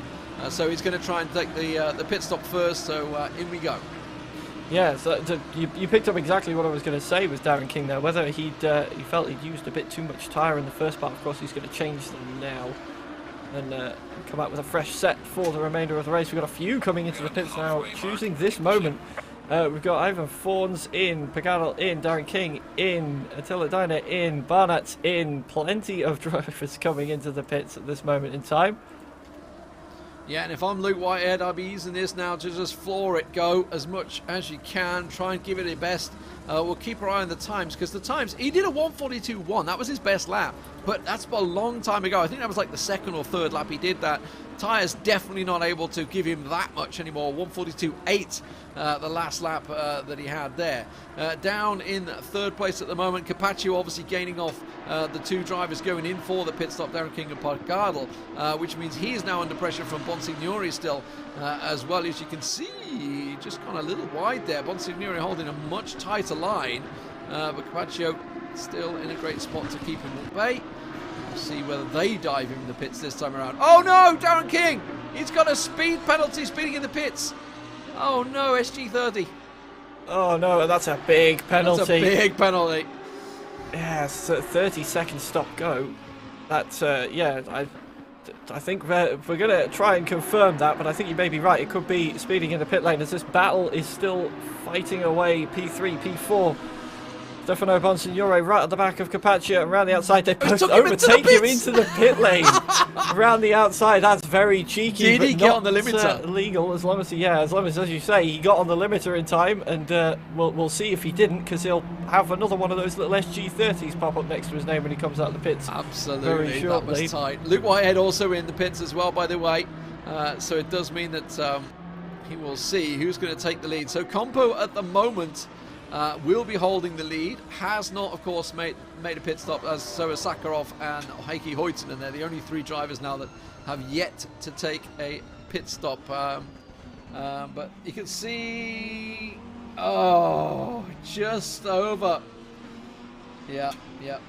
didn't hit the limiter in time, which is why he's almost riding the wall as well. Unfortunately. Oh no, that's not what you want. I mean, obviously every second counts, right? That's what they're pushing for. So a bit of a tragedy for Darren King, because he was running in second place, tried to go for the undercut, and unfortunately has paid the price. Speaking of, look at Luke Whitehead coming out the pits. Tiskovits right on his rear wing. As soon as they come out of the pits, he is all over him. Yeah, and you were right, by the way, Luke Bonsignore, he didn't get on the limiter in time, and he too has picked up a stop-go penalty, 30 seconds. So with that little opportunistic dive around the outside into the pits, he didn't get it slowed down in time, and yeah, he has paid the price on pit exit there, and that's going to really set him back for the remainder of this race. We've got a battle a little bit further back now. Ivan Fawn's right on the back of Capoccia, who's just come out of the pits, I believe. Either a lap or two ago, and they are right nose to tail as we head through this sweeping sequence of corners. And is Ivan Fawn's going to be able to get the move done? He's been pushing Capoccia along for quite some time this lap. I was looking, yeah, Capoccia did come out of the pits last lap. And I'm hearing Tiskovits is gaining a lot of time on Luke Whitehead. There he is. On my screen, I can see he has indeed. He's right on the back. Of course, when they went into the pits, they had Darren King between them, who has picked himself up that penalty and served it now as well, which is why he's all the way down at the back of the grid. But Tiskovits is back onto the rear wing of Luke Whitehead, perhaps. Luke Whitehead thinking the pressure might have been relieved just that little bit from seeing the penalty pop up, and there was Tiskovits going, I don't think so. Pagardal just getting past Bonsignore there as he dives in the pits to try and serve his penalty. So things are starting to shake out here. Sakharov got to go in the pits still. Kumpo and Heikki Hoitonen both going to the pits, so they are serving their first stop. Sakharov now the only man yet to stop, which is why Luke Whitehead will become, of course, your race leader. But Picardal, Huben up there, by the way, still got to serve that 15-second penalty. That was for the first lap incident. Perhaps he's just going to carry that through and try and drive as best he can and see where that shakes out. It's, of course, that 15-second penalty will be going on him at the end of the race. So we'll see how that plays out for him. Yeah, we will indeed, as I'm keeping one eye on this lead battle, and also who's due to be coming in. This is Sakharov, who's the only one, as you say, that hasn't made that pit stop yet. Will he choose to make the pit stop this lap? We'll have to wait and see, rounding the final few bends now. And we may see the number 17 car make its scheduled stop very, very shortly. But Tiskovits is gaining once again on Luke Whitehead right now as we're heading through this opening part of the lap. Or in fact, down the hill, that's coming out of turn 11. He is right on the back of Luke Whitehead now. But it's going to be very tricky to get a move through the Crocodiles. We've seen it happen, but I don't think he's quite close enough at the moment. But he's definitely signalling intent to Luke Whitehead that he wants this win. And look, he's got a much better drive up the inside coming out of there. But next corner being Cheetah pretty much shuts the door on any move he had planned. Yeah, but you can see Luke Whitehead is handling the pressure quite well. That's obviously, he was under the pressure earlier on from Darren King. Now Tiskovits is trying to keep that pressure on. Pagardal, keep your eye on him. He's slowly reeling into this and gaining on the back of them at the moment. A 1:42.6, the best lap currently coming out from Luke Whitehead so far after these pit stops. So keeping that pressure on. But he's feeling it from Tiskovits at the moment. Yeah, and speaking of pressure, we've got side-by-side action coming out of the final corner. Barna and Heikki Hoitonen coming out almost side-by-side. Hoitonen holding on for now to that position, but Barna looks like he's got more pace at this phase of the race and is really starting to apply the pressure to the Finnish driver as he's pushing him through turn 1. And up the hill we go. And in fact, I'm hearing Heikki made a mistake last lap, which is why we've seen Barnett close up at the moment. And Barnett really, really ragging that Lamborghini right now to try and get through. You see him kick up dust on the outside of the turn there as he pushes, but that's costing him some momentum, and he's dropping back now as Hoitonen now looks like to be applying pressure to Adamczyk. Whitehead still under pressure in first place, but holding strong. Let's have a look at Artur Kurczak in 6th place. Capaccio right up behind him. He's keeping the pressure on as well. So A couple of overtakes potentially happening all around the circuit. We'll keep our eyes open on all the gaps that are happening. I can see further down Ivan Fornas also under pressure from Marto. If I can find him, there he is also under pressure. He's watching this battle that plays out in front of him of Capaccio and Kurczak, so there's potential for all sorts to happen here. Marto, he's got himself a nice little space at the moment. Obviously, he was the man that was rammed, if you remember, right at the start. Lost 11 places in that, but he's managed to gain quite a few back here. So he's having a great drive so far. But Luke Whitehead, the leader, for now, I say that, as Tiskovic has yet another look up the inside there. Huben, the leader, Whitehead, sorry, the leader of currently in this race. Huben was the winner of the sprint race, but with that 15-second penalty, you can see he's in 5th place at the moment. That will certainly knock him back, probably to about 12th place, I would say, judging by the gaps between them all. Yeah, I think you may be right with that one. There's predictions saying it could be about P14 for that one, so we'll have to see how it plays out. There has been a position change a little bit further back. Heikki Hoitonen has lost that position to Barnett now. That was coming out of the final corner. In fact, I think they came through there side by side, and Barnett manages to get the move done and secure that position, but Hoitonen looks to be trying to come back as pressure is being applied there. Pressure still being applied by Tiskovic as well on the net race leader as we head down the hill through towards Mineshaft, and that gap is ever closing between those two. But is Tiskovic ever close enough to make a move? He seems to be applying the pressure, but it's getting the move done and taking that risk around. Oh, they both run a bit wide coming out of the Crocodiles heading into Cheetah, so neither one of them is really going to gain from that. But here we go, Tiskovic looking around the outside of Ingwe, and is he going to be left just enough room? No, he's going to be run out wide, so he's going to have to fall off the road and fall in behind Luke Whitehead, but Whitehead's getting his elbows out. Yeah, now, I can tell you, and I know this is a hot subject in racing right now, about people being forced off track. The drivers were warned at the start of this race, do not force another car off the track defending. They have been warned, so I worry about that one, because that was very much elbows out, although in fairness, I would say the tightness of the apex that he had to take there because of Tiskovic's positioning certainly forced him out there. But my word, he is all over his exhaust pipe right now, trying left, right, trying to see where he can get past. Luke Whitehead, though, doing a fantastic defensive job right now. Yeah, he absolutely is, making that number one car as wide as humanly possible from the attack that Tiskovic is giving to him at the moment. I believe while all that was going on, we've got Capaccio and Kurczak also having a bit of a scrap a little bit further back in P6 and P7. We saw some side-by-side action from them as well a moment ago. Hoitonen still trying to come back at Barnett as well, as battles up and down the field, as I think Capaccio is trying to get a move around the outside, and a little bit of a wheel bang there. That's going to lose him some momentum coming into turn 11, and no love lost between those two, and this could be a race-long battle. Yeah, absolutely. Evan Fornas did a great job in the first race. Capaccio got himself, I think it was 4th place in the first race, if I'm not mistaken. May have been top, no, it wasn't top 3, he was outside the top 3. Either way, so far so good for him. Capaccio having to defend well. I mean, obviously we can never tell. Certainly, woo, he caught him in the back. He caught his backside there. You were saying there's no love lost there. Even Fornas looking to try and gain on that, but Kurczak just slightly banged on the rear end there. And look at Evan Fornas. He's going to get up the inside here. He's going to try his luck, see if he can go into turn 1. Hard on the brakes, maybe no, because out comes Capaccio. Capaccio locks him off, and Kurczak will hold the position. Yeah, credit to Capaccio there. Realised the mistake was on the number 7 car going into the back of Kurczak and backing off to allow him back past. That avoids any penalties, but he did nearly lose a position for the racing etiquette there.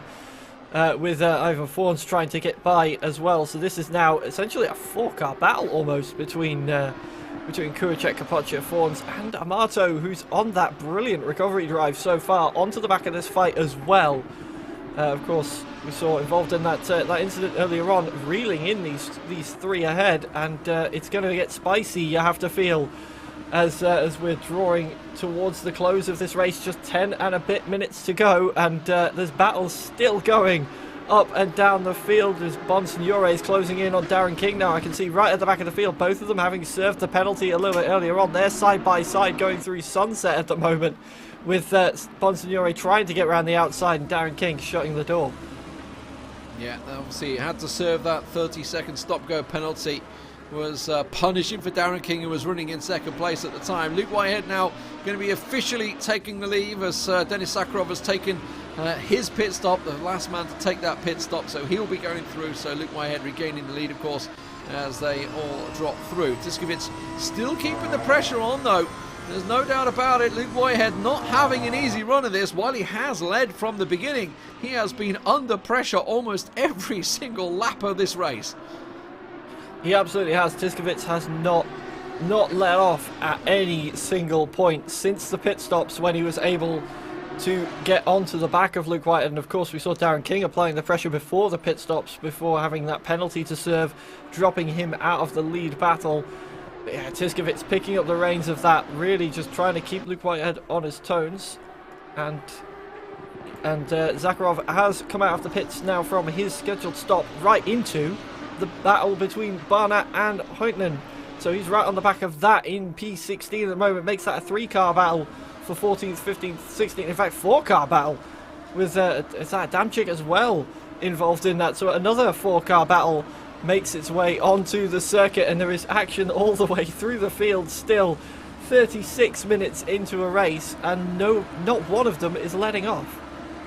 No, absolutely. All under the pressure. Nicholas Huben still doing a great job, but it does have that 15-second penalty holding over him. We'll see where that shakes out in terms of points. He's just going to keep on going. But you can see 4 drivers with 15-second penalties now. It's starting to rack up. This is what we expect, you know, especially with the track limits and stuff. Obviously, any little incidents can get counted in there. Tiskovits still keeping his eye on Luke Whitehead at the moment. 8 minutes to go in this race. It equates to around about 5 more laps to go. As he has, only so many more opportunities to try and get that first race win, or certainly the first main race win. And, he's keeping Luke Whitehead honest, there's no doubt about it, continuing to keep checking. Pagardel is getting closer, I feel like, as every time we come back to look at these, I see Pagardel slowly getting closer and closer as they keep battling. Yeah, that gap is coming down little by little, but is it quick enough? 7.5 minutes of the race left, and Tiskovits looking like he's got the pace to stay ahead of Pagardel, but does he have the pace to get past Luke Whitehead? That will tell. We've had a bit of a position change a little bit further back. Patricia Adamczyk has dropped behind Barnett now. She went wide going into Lukop on the previous lap, and that allowed Barnett through, but not Hoytnen. So that little bit of a switch around in that battle we've got going on there. Kapocza I can still see applying pressure to Kuicek as well for P5. That battle looks like it's going to be going all the way to the end. Pulling out a little bit to take a look at a move there was Kapocza. They're so close coming through the S's, and it almost looks like at this point Kapocza could just get lean out of that car and push along, but he's going for the inside. A little bit of contact. Again, and this time he's not going to be able to recover that one, Kapocza, and you can see Ivan Fornes gets through. I think that's Amato that's got through as well, that have gone through from the collision there. Now, you could see, in fairness, Kapocza was basically trying to, it's like, okay, I need to give this position up, I've messed up. But unfortunately, while he loses out, the man that loses the most is Kuicek. He's absolutely got slaughtered in that one. That's the second time he's been almost spun on a dime, but this time he loses 2 places for it to Fornes and Amato. Yeah, it was a bit of a sitting duck there with a brave move up the inside, just slightly going awry. And again, the gentlemanly driving, if you want to call it that, trying to let your rival through if you make a mistake. It cost the both of them, with Ivan Fornes coming out quite cleanly in front of them now in some very nice clean air, just allowing himself to drive away in P5 at the moment, with 3 seconds behind and 4 seconds in front, so no worries at all. As Adamczyk's fighting at the moment with Hoytnen, that's down for 14th and 15th, and Barnett's just got a little bit of a gap ahead of this, but Adamczyk, we saw she dropped 1 position to Barnett on the previous lap, and now Hoytnen's applying the pressure as well. on this lap as they're heading through, I believe it's Clubhouse they've just gone through. So they'll be coming up to, yeah, they are going through through the S's, I think, now, and then it'll be on to Loikop, where we saw the position change on the last lap. But Sakharov sniffing around the back of this fight as well. But Sakharov does have that penalty to the name as well to worry about, but maybe just after a bit of fun in this battle that's brewing. Well, speaking of battles brewing, 5 minutes to go, and Pagardal has caught up with the front runners now. He is on the back wings of both Tiskovits and Whitehead. So now we have a three-way battle. The podium, as it stands, is looking like these three drivers. The question is, which order will they be when we go over the checkered flag in just 5 minutes' time? It is definitely pressure time. By the way, just a small tidbit for Amato. Amato is now back to where he began after being spun by Nicholas Huben at the start of the race. So he lost, what, 12, 13 places? He's regained the 13 places back up to 6th place. So fantastic drive from Amato so far. Yeah, a great recovery drive, making it now only 2 drivers that are still in the position they started the race in, with Amato being back there in P6, the other one being our race leader, Luke Whitehead, who's coming under increasing pressure once again from Tiskovits.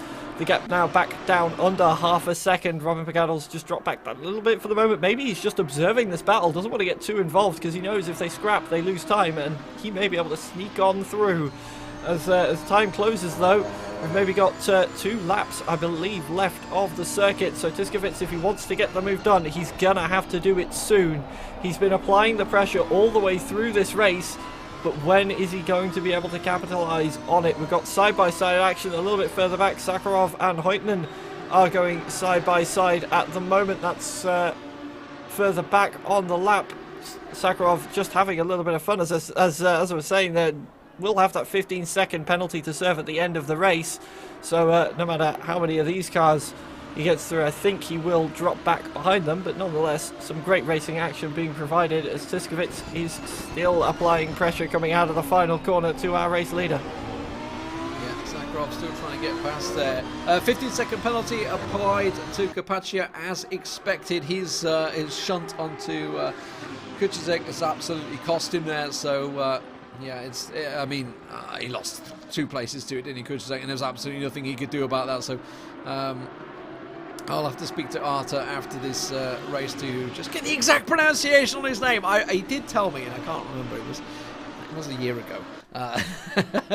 Been through a bit in the last year. Luke Whitehead, though, as you say, still leading, as he has all the way through this race, barring obviously the pit stops, pretty much being the race leader throughout there. But Martin Tiskovits keeping that pressure applied. Pagardal just hanging back. I think he's almost just waiting to see what will happen. I don't think he's thinking, okay, I can put a move in. Only 2 minutes to go in this race. We are coming down now. Let's see whereabouts they are. Just coming around. Okay, so we're going to get another lap. We're going to get another lap out of this, just about, I think, as they approach the line. They're going to be coming around the Lukop. Oh, that's close from Tiskovits there. I thought he was about to collect the back end of Whitehead, and I thought we were going to get a repeat of what Carpaccia did. Speaking of Carpaccia has passed Arta Kuchuk now, but that's obviously going to be negated by that 15-second penalty he has. But I want to keep my eye on what happens on these front runners. As I say, we will obviously have one more lap, so the final lap going to be starting in just a moment. Can Luke Whitehead stay there, or will Tiskovits keep the pressure on and maybe sneak it at the end? Yeah, this is the all-important do-or-die lap, not just for Tiskovits, but for Pagardal as well, if he wants to move his way up the podium. The 3 of them once again bunching up as we head around the final corner to start what the leader is the final lap. Yeah, so this is the final lap of the race then, as we thought it will be. And yeah, the pressure is on Tiskovits now. He's still 4/10 back at the moment. Will we see any little lunges on this final lap of the race, or is he just going to be satisfied with P2 and play it safe and bank those points? We'll have to wait and see. He's worked hard to keep this P2, and he's worked hard to try and take the lead throughout this race. So even if he does come home in 2nd position, I think he's definitely going to be happy with that finish, but not as happy as he will be if he gets past Luke Whitehead on this final lap, because there's no better time to pip your rival than right at the end of the race. And he's applying the pressure, zipping to one side, then to the other, trying to force a mistake out Luke Whitehead. And has he done just that? Looked like there was a gap on the outside. Looks like they're going side by side. Whitehead's got the brakes at the moment, but it's getting a little bit closer still. And maybe we saw a little bit of a mistake there from Whitehead as they're side by side once again, coming up towards Lukop. Round the outside, looking like Tiskevitz is trying to go the long way. Luke Whitehead's not going to make it easy for him, but he's going to give the slingshot to Tiskevitz as we head down the hill. Can Luke Whitehead get a good enough exit to keep himself ahead? It looks like he will for the time being, but Pagadal has managed to find his way in here as well.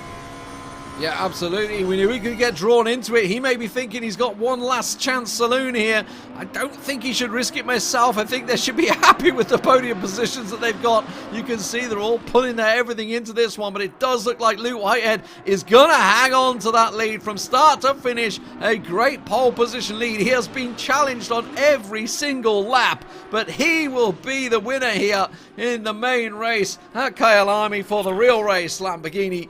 And that is a fantastic start to the season for him.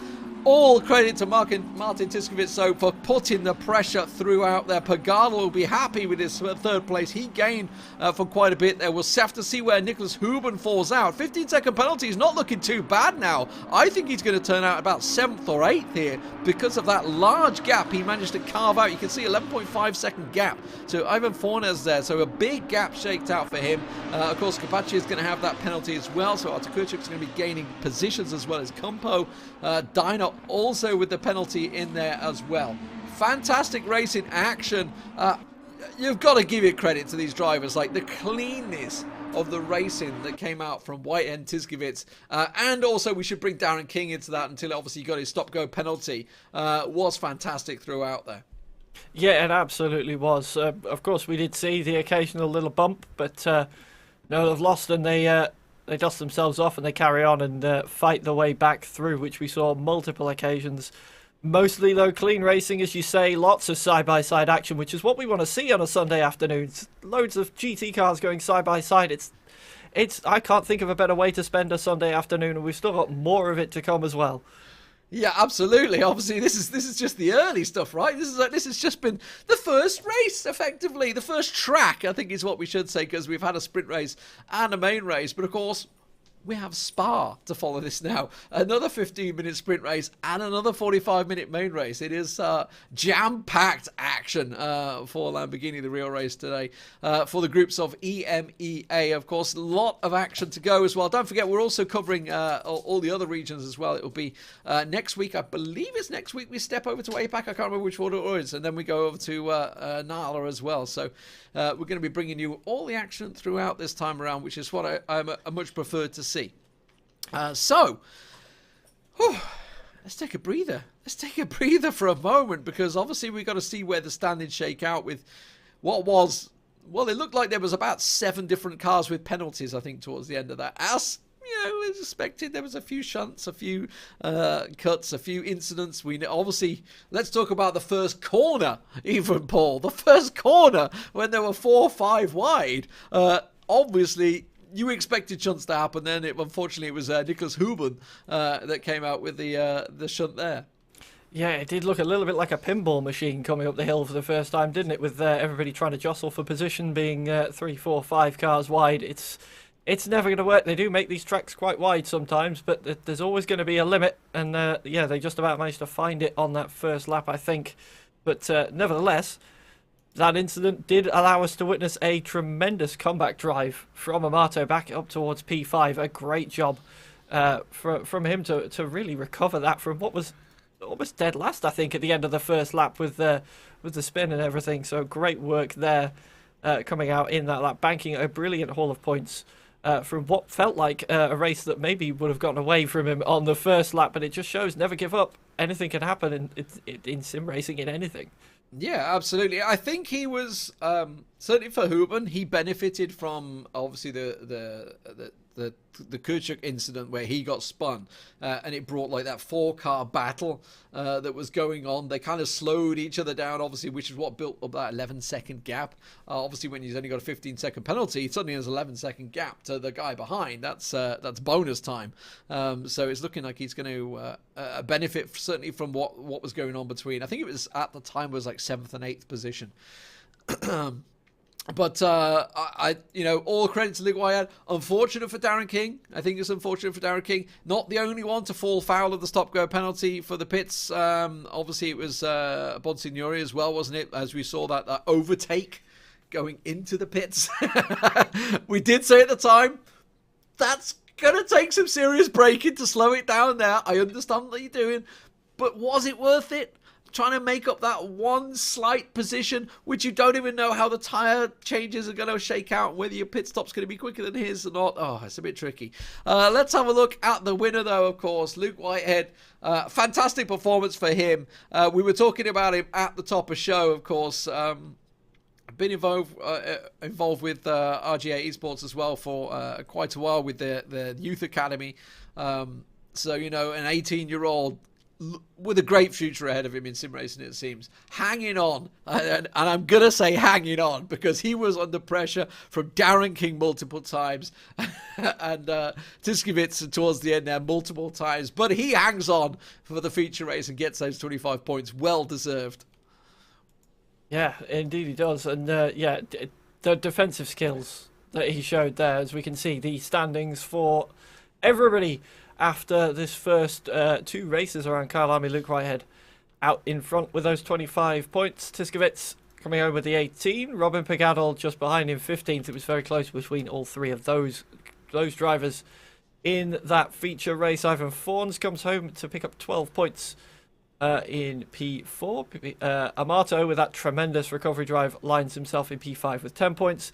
Nicholas Heuben, even with a penalty, gets home with 8 points and slots in P6. Kuracek coming in P7 with 7 points. And then rounding out the top 10, you've got Nico Kumpu with 6 points, Martin Hoyer with 5 points in 9th, and Francesco Adamu with 4 points, rounding out that top 10. Yeah, and that goes to show for Heuben. He was running in 4th and had that 15-second penalty. Just built up that gap, worked it, and only lost 2 places from it. So comes out with 8 points as well, of course, that win in the sprint race, which would have given him 16 points as well. So he's sitting on 24 points as well. So fantastic start for him. It's all going to be very close. I feel like we're going to have a much tighter season this year than we did last year when Jordan Sherratt sort of dominated from start to finish throughout. Bon, of course, the only man to challenge him. But what a fantastic first race. Of course, it's not over. We still have Spa to come. We're going to have to take a breather. We're going to have to take a break. So just have to get our energy back up. I know we'll be straight back into it. They've already done the qualifying. They did the qualifying yesterday. So we'll be straight into the sprint race just after this.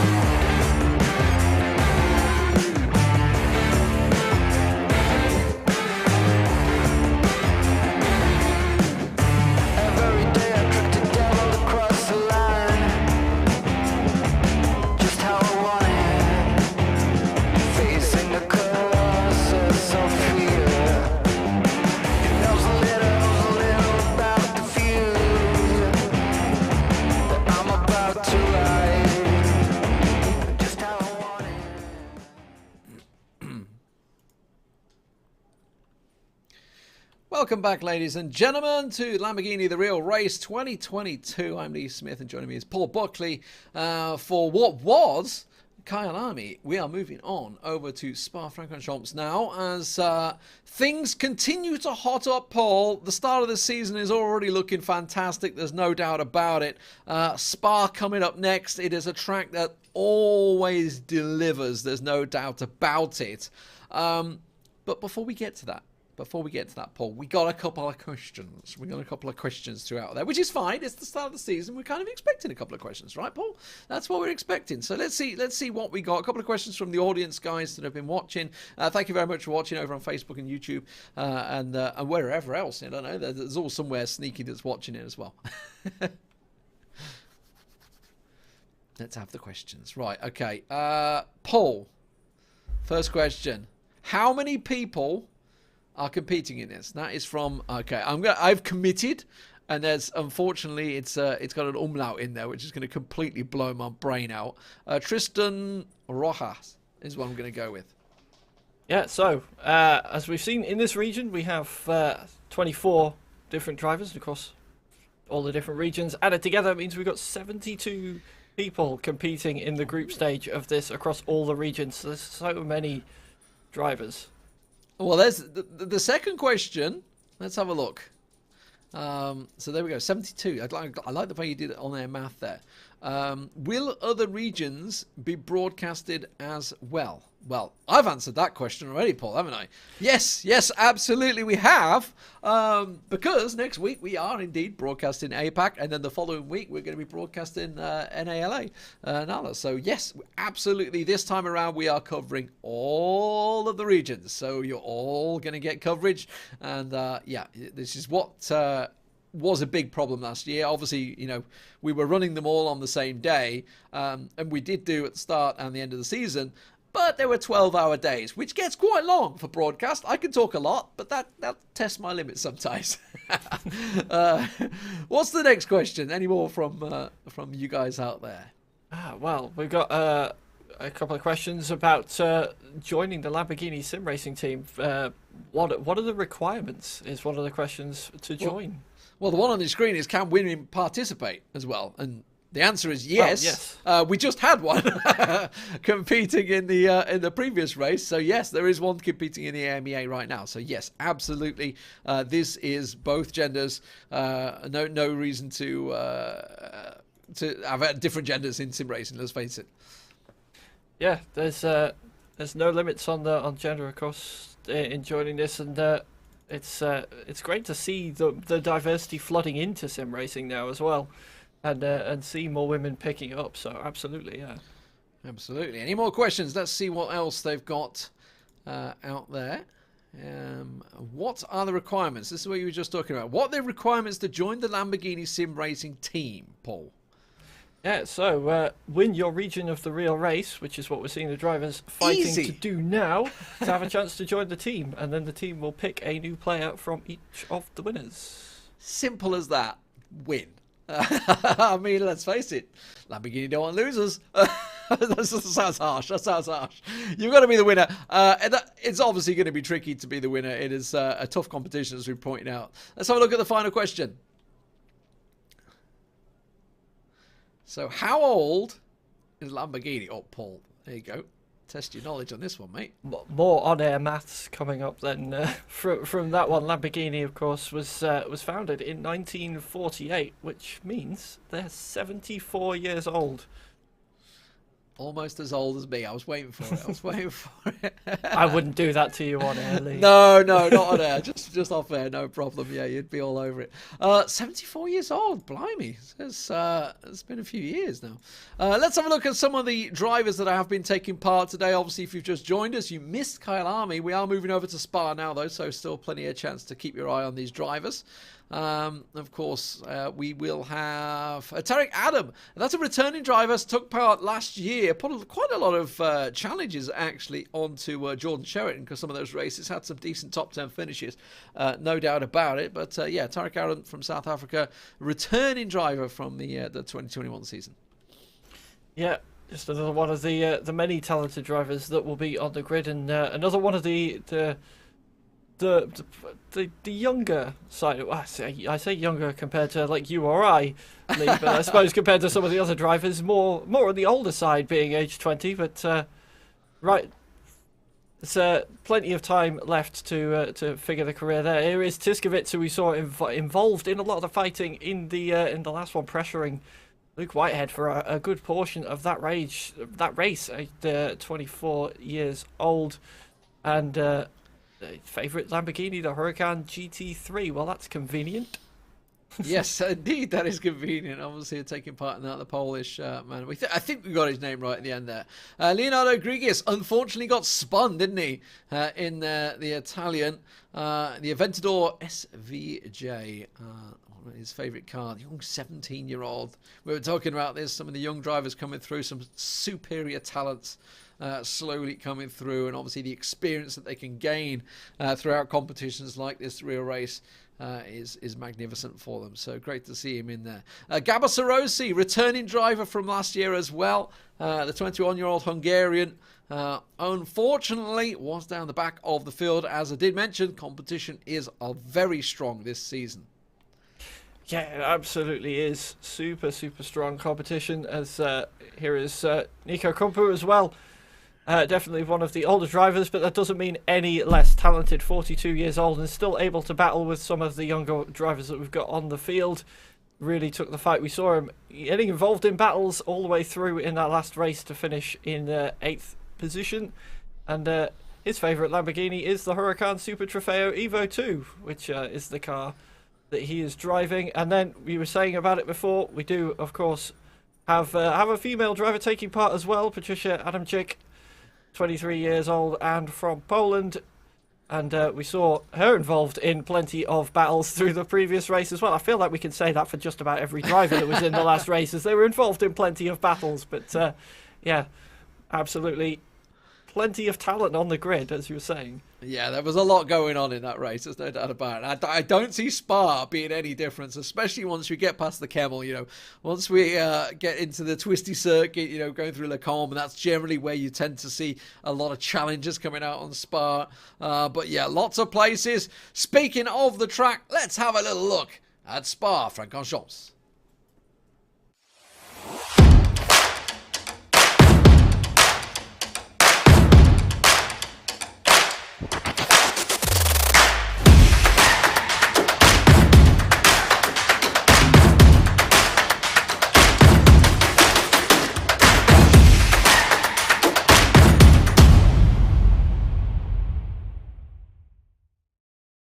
Welcome everybody, my name is Jordan Sherrod and I'll be taking you for a lap guide around Spa for the group stage of the EMEA region. As we approach turn 1, get the car to the left, brake at the 100-meter board. Try to get a straight exit onto the straight, it's very key to getting lap time. You really want to maximize that exit. As we approach Eau Rouge, keep it to the right, use the curb on the inside. Slight lift so you can make the top of the crest. You can try straight line that as much as possible. You gain a lot of speed on the straight. Now we approach the S's. Quite a tricky section. Got to use a bit of the curb. But first we brake just at the curb on the left. Use all the track as much as possible. Clip the left. Get the car left for the right. Wait for the car to settle. Get on the gas. Use all the track. Brake as the curve starts. Use this corner, it's quite key so you can get on the gas a little earlier. As we approach No Name, wait for the car to settle, then get on the gas. Use all the track as much as possible. P1, very tricky. Get to the right, brake into the corner, wait for it to settle, then get on the gas. Try keep it left. Then run all the way wide so you can gain lap time. Braking as the curb starts on the left. Clipping the inside curb. Waiting for the car for the left-hander. Use all the tracks as much as possible.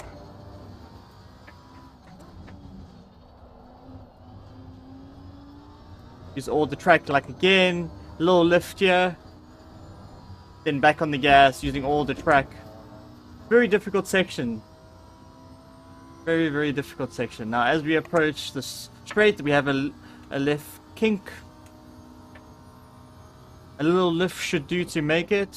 Then back on the gas, use all the track. These are the limits. You can maximize those. Braking just over here. Flipping the inside curb. Again on the next left-hander. Then back on the gas using all the track. That is a lap with myself, Jordan Sherritt. Hope you enjoyed it.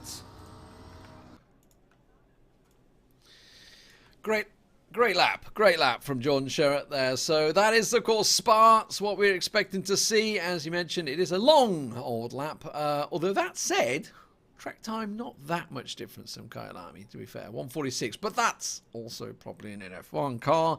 We're expecting sort of 2:25, something like that, I think is what we'll be looking at today. Maybe 2:26 as we'll see how quick they're feeling. Because, Paul, it's slightly wet, as it always is in Spa these days. Yeah, I was gonna say, would it be Spa without a few drops of moisture on the racetrack at any point these days? It's definitely going to add some spice to it. We've got, I can see in the practice server, the drivers sort of trying to get used to these conditions at the moment. They've all got the wipers going. The rain is falling, so could be an even more exciting one than we saw in Kyalami. Of course, we've got the 15-minute sprint race coming up and then the 45-minute feature, just as we had at Kyalami. So we've got a little bit of a time to wet their feet, pun not intended, around Spa in the rain. Well, if they don't wet the feet, they've got a problem. If they wet the feet, they're out the car. Yeah, that's hopefully we don't get wet feet. But yeah, just get used to the conditions more than anything else ahead of the 45-minute feature race that will follow. Yeah, absolutely. And of course, the points will carry over. They'll continue throughout the season. You know, obviously, the sprint race is important. Again, as we mentioned earlier on, they have that reverse grid sort of set up from the top 8 that will reverse into the main 45-minute main race. So fantastic stuff. We had some fantastic action from Kyalami. Now, I believe we've got a couple of highlights that we can watch from that Kyalami while the guys just get that little bit of free practice. No, apparently we don't. Okay, it doesn't matter. Okay, doesn't matter. Well, you guys saw it anyway, and if you didn't, where were you? Where were you? Actually, to be fair, most of them will be watching on YouTube and Facebook, and I think they could just rewind it themselves. But don't do that. Don't do it. Don't do it. Stay live. Stay live, because we're going to have a lot of hot action right here. And Spa is a track that I think the majority of drivers in the world agree is their favourite.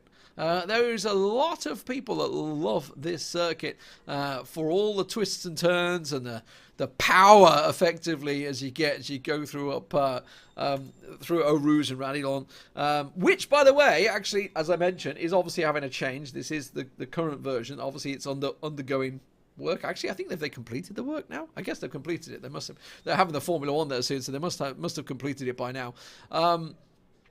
It is going to be a track that will test track limits, I feel, for these cars. Yeah, no less than going through Eau Rouge and Radillon. It's very easy just to carry that tiny bit too much speed when trying to straight line over the crest of the hill. You cut a little bit too much off the inside there, and you're going to be picking yourself up a penalty if you keep on doing it, because it's one of those. But there are plenty of course, it's a 7-kilometre track. There's plenty of corners to go. Plenty of corners still to go around there after you've gone through Eau Rouge and Radillon, that you then need to be extra careful about not setting foot over those white lines. I can think of a few more. The later part of the lap coming through the likes of Campus and Stavolo especially can be quite tricky sometimes to get right as well. Yeah, absolutely. I drove around this track again the other day just to refresh my brain and refresh my memory in it, and I still make mistakes on this circuit all the time. I've raced in all sorts of games on it. Assetto Corsa always delivers the greatest service right now. But here you go. You can see them lined up there. Darren King, we were talking about how well he did before. Obviously, unfortunately got that penalty, but he will be the man starting out on pole position today. He will be, but with the rain, we'll have to see if anybody's got a bit more pace. In these sorts of conditions, of course, it's going to be very tricky. It doesn't look that wet from an outsider point of view, but it's going to make the difference with the track being a lot slipperier with all the moisture on there. It'll be interesting. I've got my eye on Nicholas Heuben in this one. He was posting some pretty quick times through the little practice session that we just had, warming up, ready to go for this sprint race. So he could be one to watch, trying to make a move up from P6 in this one. But of course, if he does stay P6, he'll start towards the front of the feature race. So maybe he won't want to do that. We'll have to see what happens as we get ready to go green with Darren King leading them down the hill towards the start-finish straight, the start-finish line, and then it'll be hard on the gas towards Eau Rouge and Radion, and it's going to be extra spicy as we go green. Then we've got a drive-through penalty already, I can see popping up for one of the drivers for a jump start, I believe that is, and everybody gets into single file immediately as we head up and over the hill. Yeah, and lots of people riding over the curves of Radion. I'm going to keep my eye on those track limits. But yeah, drive-through penalty right at the start. What on earth did you do, Artur? Not what he wanted as they head down the Kemmel. And things are looking good for Darren King. He's going to off a good start. Luke Whitehead putting a bit of pressure onto Bonsignore already as they go through Le Combe. And they are going to try and file out further back. I could see there was a couple of positions there. Tiskovic a little out of position. Obviously second place in the previous race. Definitely keeping the pressure on. But he is involved in a bustle right now down in 7th place. You can see he's got one up the inside. I believe that's Amato. And just alongside, just ahead of him, sorry. And Kuhn just behind him. So really under pressure already on. Hoyer's gone off. That's going down the hill through the Bruxelles hairpin, I believe that was. I don't know if there was contact there. Martin Hoyer, I saw him just spearing off the side of the road, and he's tucked back in now behind Barnat, who also had issues on the first lap. And I can see more issues up ahead. Is that somebody going wide on the outside of Pouon as well? Everybody struggling to find the grip into this twistier section of the track with the rain falling down. And as moves going on everywhere, there was a bit of a punt going on there as well. Who is that that's been punted off the road? I believe it's Kumpu who's having to recover.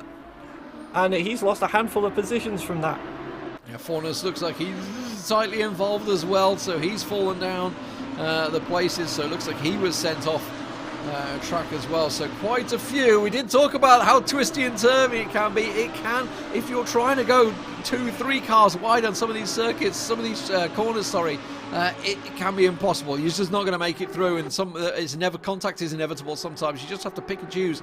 And on the first lap, yes, it's a sprint race, I get it, and obviously this is a long circuit. As you can see, we're already down into 12:50s, and we've just done the first lap. You know, two minutes a lap on a 15-minute circuit. You're not going to get too many chances, which is why some of these maybe just risking it a little too much as we go through the source and off up the hill.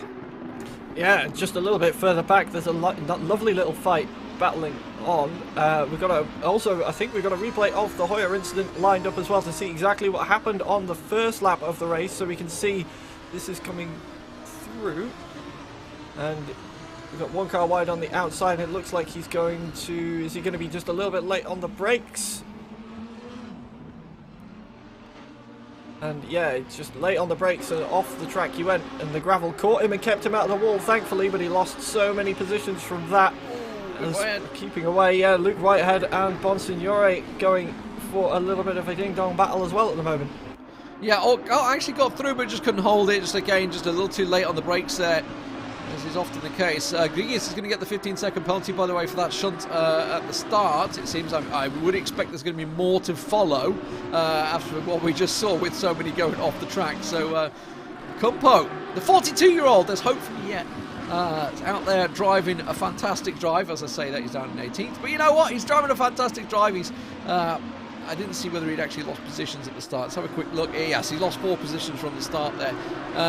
Biggest gain was actually Grigis. Probably why he's got the 15-second penalty in there. He gained 6 places.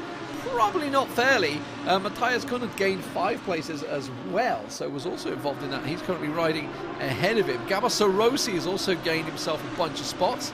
P14 under pressure at the moment is what I'm told, and actually looks like Dinah's sideways as I join him. Contact and all, they're swarming around him, but yeah, he was clearly collected in the back. Yeah, so again, it just looks like a little bit of a misjudgment on the way the track is at the moment and how late you can brake for some of these corners. And it wasn't perhaps as consequential as we've seen some of the other incidents, but nonetheless, I did see Dinah drop back from that fight, and Yeah, this is very close in this midfield now. We've got, what's that, 2 seconds separating 6 cars at the moment. They're all nose to tail as we're heading up through towards the bus stop chicane, and Kumpu is coming under pressure as well as trying to apply the pressure, and look, they're squabbling around all over the place behind him as well, side by side into the bus stop. Kumpu and Fawns trying to go around the outside, will become the inside, but Kumpu shuts the door, and now Kumpu is having to look behind him. We've got move going on as Kuracek comes into the pits. Yeah, he's going to use his drive-through, obviously, drive-through penalty that he had earlier on, so everybody going past him, so no doubt about it, as they go back again up through Rouge and Radion, and quite a few clipping that corner. Got to keep my eye on that. I'm watching you boys. I'm watching you boys. Nicholas Huben, fastest lap of the race, 2:26.442. He did the same thing in practice. Oh, Barnett. Oh, that's close on his back there. That's Martin Hoyer almost collecting his rear wing in that fast section. Now as they come into the Camel, he should be able to get it round. I feel like he's gone a little too early there. Probably could have used a bit more of the draft rather than trying to go for it so soon. Ivan Fornes, he's fell backwards, obviously was a little sideways a moment ago, just got nudged there again. I saw his car bump, that was definitely caught, but Attila Diner just catching him on the rear wing there once again. So just a little nudge once more, as these guys, they're not keeping it very clean, Paul. No, I think they're hoping that the rain will clear up any dirtiness, but that's not the way driving works. It looked like Barnett was about to go into the back of Hoyer there. It was very, very close once again. No, I don't think it's deliberate dirty driving, more just it's very, very tricky out there at the moment with the way the rain's falling and the track being very difficult and slippery at the moment. It's just catching them off guard, and of course it's one thing to catch yourself off guard when you're just doing a hot lap in a practice session and there's no one around you, and if you make a mistake you just go off the road and it's oopsie, try again.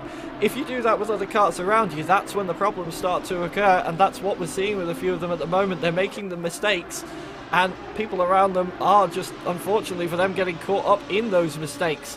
A little bit too late on the brakes, and you're going to be aquaplaning into the back of the car in front. But fingers crossed, as they get more and more used to these conditions, that they can start lining up these moves, keeping the car between the white lines, and giving us the same sorts of racing action that we saw around Kyalami. We've already seen some side-by-side action. I can imagine we're going to be seeing some more as well, because Heuben is charging around out there at the moment. Yeah, absolutely. Heuben, though, doing a fantastic job, keeping himself very much on the back of Capaccia. Keep the pressure on, but now McGardle coming through with the fastest lap, 22.61.52. So Kuchek's decided to retire, so he's just going to take the hit, as it were, with his drive-through. So he's going to be staying in the pits. Grigius with the 15 seconds. Patricia, Heikki Hoytonen, did he just catch the back of him there? Hoytonen's round wide. I feel like he did, because I think that was, who was that? That was sliding round in the red car. I think it was Adama. Was it Adama? No, it wasn't that far up. I didn't see who it was. I didn't catch the name of it, but the red car. Somebody sideways. Sorry to cut you off there, Lee. Martin Hoyer sideways going through a Rouge. I'm not quite sure what happened there, but I just cut my camera across to see the battle going on, and I saw Martin Hoyer drifting up the hill. And whether there's been contact there, I'm not quite sure. But that has dropped him way back down behind the rest of that fight that he was involved in now. The fight is still going on as well. Diner right on the back of Ivan Fawns, who's right on the back of Patricia Adamczyk. So these three all still locked in, with Hoytonen just about holding on as well, as they're side by side going down into the Bruxelles hairpin once more. So Huben's got past. While that's all going on, Huben has got past Capaccia, so he's up into 4th place. Luke Whitehead putting a massive amount of pressure onto Bonsignori as well. So 4th and 5th switching position. Capaccia now behind Huben, so Huben doing a great job here. Luke Whitehead keeping that pressure very much applied for that 2nd place at the moment, trying to get his points maximised like he did, picking up that 25 points in the main race on Kyalami here in Spa to come out with a top 3 podium position. That's going to put him in a spearhead position, I'll tell you what, going into the main race. Yeah, absolutely will. Of course, the top 8 get reversed once again, as we saw in the first race, into the main race at Spa, the 45-minute race that will come up after this one. So 8th position's not too bad to finish in here, and currently Tiskevitz is holding that trophy, and he's looking pretty comfortable there at the moment. He's got no pressure from behind whatsoever, so can really choose if he wants to go for Bagatelle. As I think we can now take a look at what happened to Martin Hoyer a little bit earlier on as well. Is this the incident where it was sideways through Eau Rouge? Yeah, so he's side by side, and was there contact, or was it just the wet tarmac coming up? There was contact, a bit of a side swipe. Yeah, side swiped and across. It was brave to try and go too wide through there in the dry, let alone in the wet. I'm hearing it was with the contact with Dyna, which could explain why Dyna maybe's dropped off the back a little bit as well. So what is going on at the moment? We've still got battles coming up. Heuben's still taking a look. Grigas has just gotten past Kuhn as well. I can see on the timing screen for the moment. The battles are still coming thick and fast at the moment now, Lee. Yeah, apologies. You carry on. I'm just dealing with the spectator at the moment. It's all good. Oh, no worries. Yeah, so Kuhn is still right on the back of Leonardo Grigas right now. Gabis Orosi and Adamu looking like they're having a bit of a battle as well, coming through into Lake Combe, and Gabis Orosi winning out in that battle, but it's not over yet. Adamu is trying to go around the outside as we head down towards the Bruxelles hairpin. Maybe will we see a bit of a slingshot and a switch back down into No Name. He's taking a look, but I don't think the gap is there for him at the moment, unfortunately, so Orosi will hold on to that position. Meanwhile, we have got a battle brewing. I can still see up ahead. Luke Whitehead, the race winner of the feature race in Kyalami, is lining up Bonsignore once more for a move. Darren King still looking a little bit more comfortable out there at the moment, out in front. But Luke Whitehead applying the pressure, and if he can get past soon, in fact, I say if he can get past soon, we've only got 3.5 minutes left of this sprint race. And is there enough time for him to challenge the lead? I don't think so, but he could take P2 if he wanted to. Heading down towards the bus stop at the moment through Blanchimont we go. Is he going to maybe try and move under braking a little bit wide? Through there was Bonsignore. That could keep Luke Whitehead interested, but he's not close enough, I don't think, to get a move done, clouting those sausage curbs as much as he dares through the first part of the bus stop is Luke Whitehead, but still looking, as we're seeing a fight for P10. Matthias Kuhn and side by side with Grigas at the moment, banging doors as we head up and over the hill of the bus stop.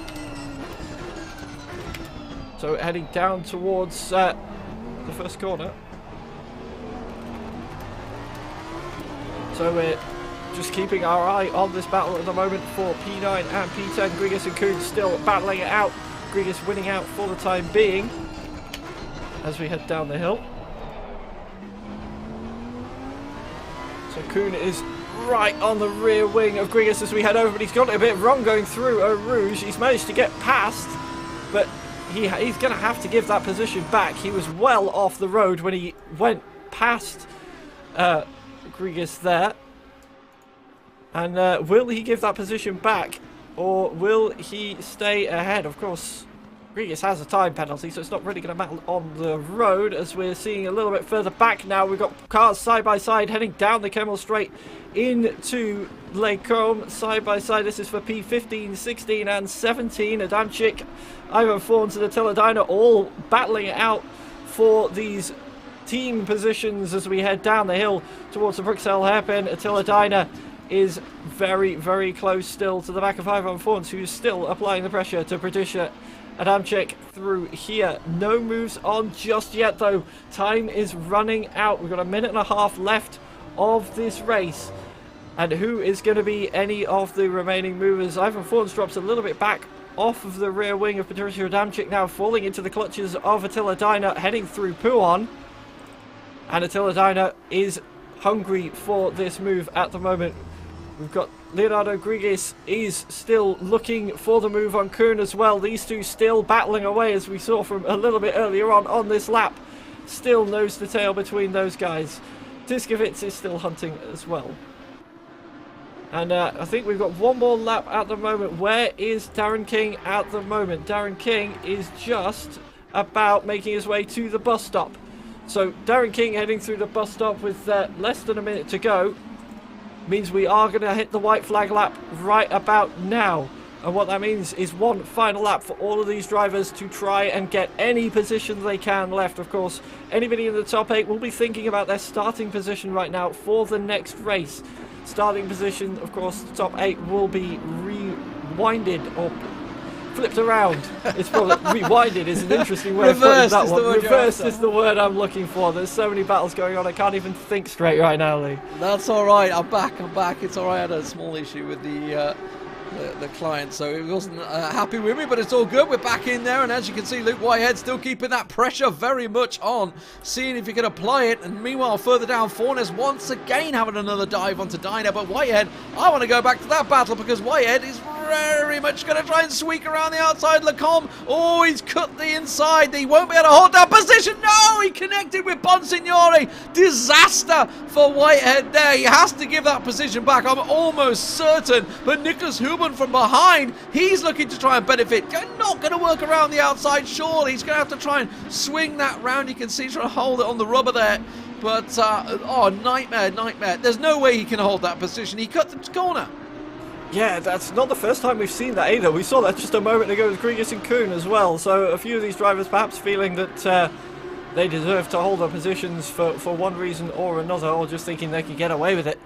At the moment, we'll have to see what happens, like whether any penalties get applied for that one, because you are dead right. If you go off the track, you really should be giving the position back if you gain it, because you're not meant to gain any kind of lasting advantage by going off the track, let alone any positions at the same time. But we're nearing the final half of this lap now. Then Darren King is still out in the lead at the moment, and we'll have to see what happens between Bonsignore and Luke Whitehead in P2 and P3. But Darren King looking pretty solid for a race victory here at the sprint race here in Spa.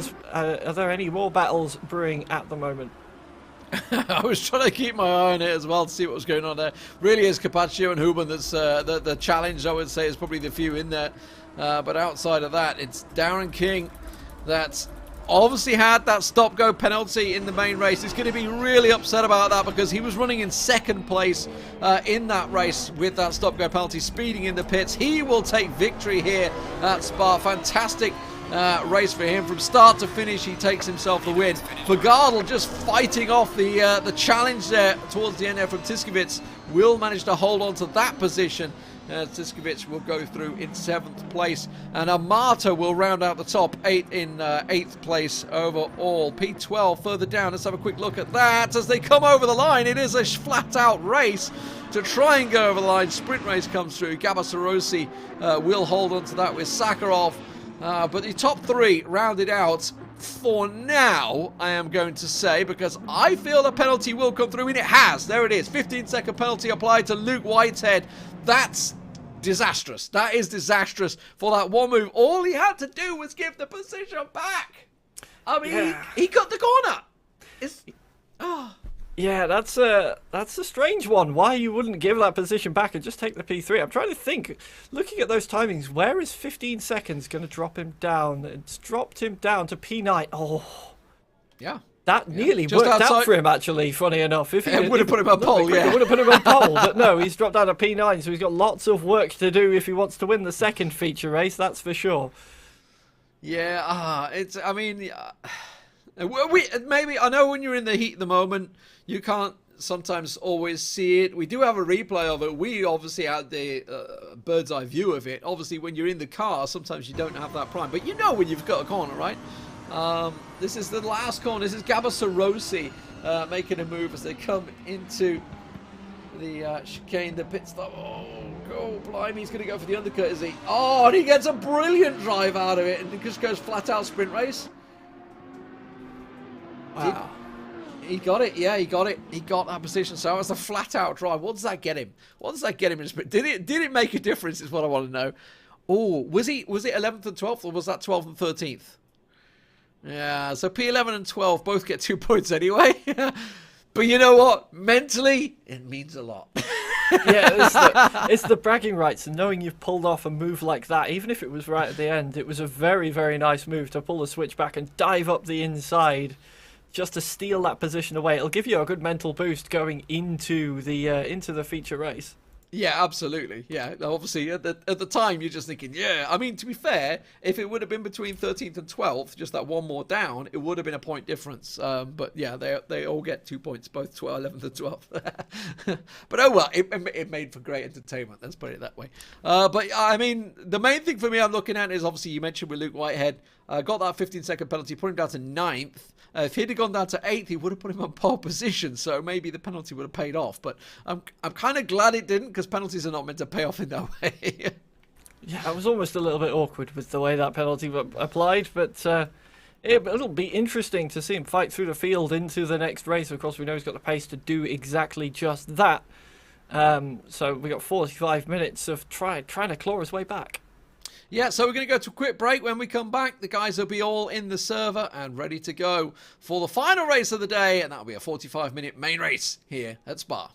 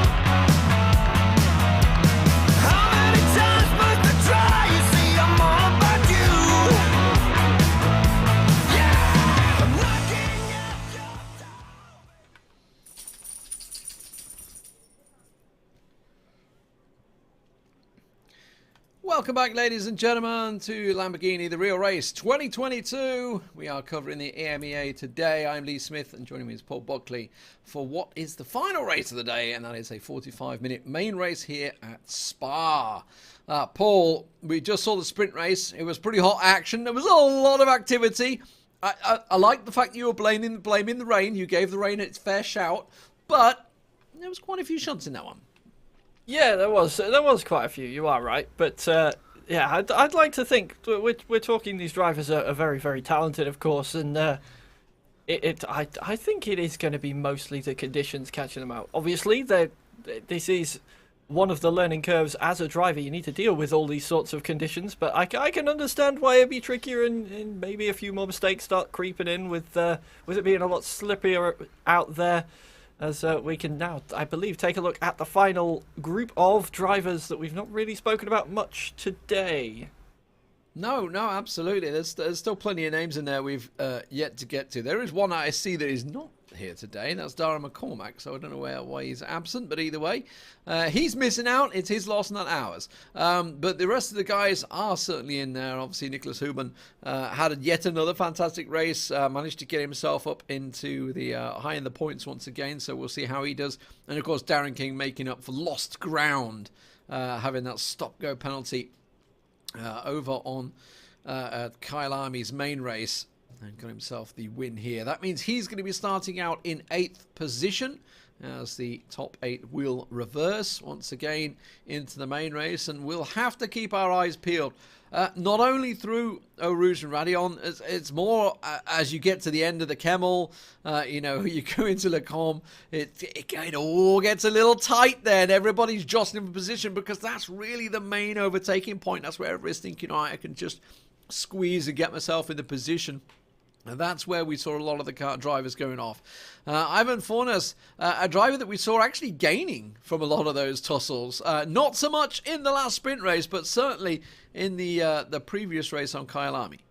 Yeah, absolutely. Definitely one of the more opportunistic drivers, I think, is fair to say, from some of the moves we've seen in the battles he's found himself in. Only 18, so again, another one of the younger drivers with just looking to hone those skills. The Spanish driver really trying to show himself with some of the best of the best. At the moment, another driver here is Heikki Heitinen. We've spoken a lot about Heikki Heitinen today, and yeah, the Finnish driver has been really getting involved in a lot of the fights throughout the races we've seen so far. As has Denis Sakharov. A couple of penalties we've seen go his way so far, but been involved in the fights nonetheless as the 27-year-old.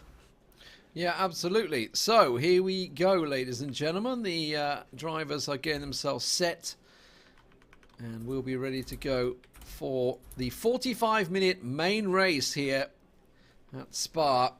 Lots of points up for grabs. Well, it's heavy rain, I can tell you guys. We can see the circuit. It is very wet. You can see the circuit now, and you can see just how wet this is. This is going to make a difference. We were talking about some slip and sliding before, Paul. This is a slip and slide right here. Who turned Spa into a water park?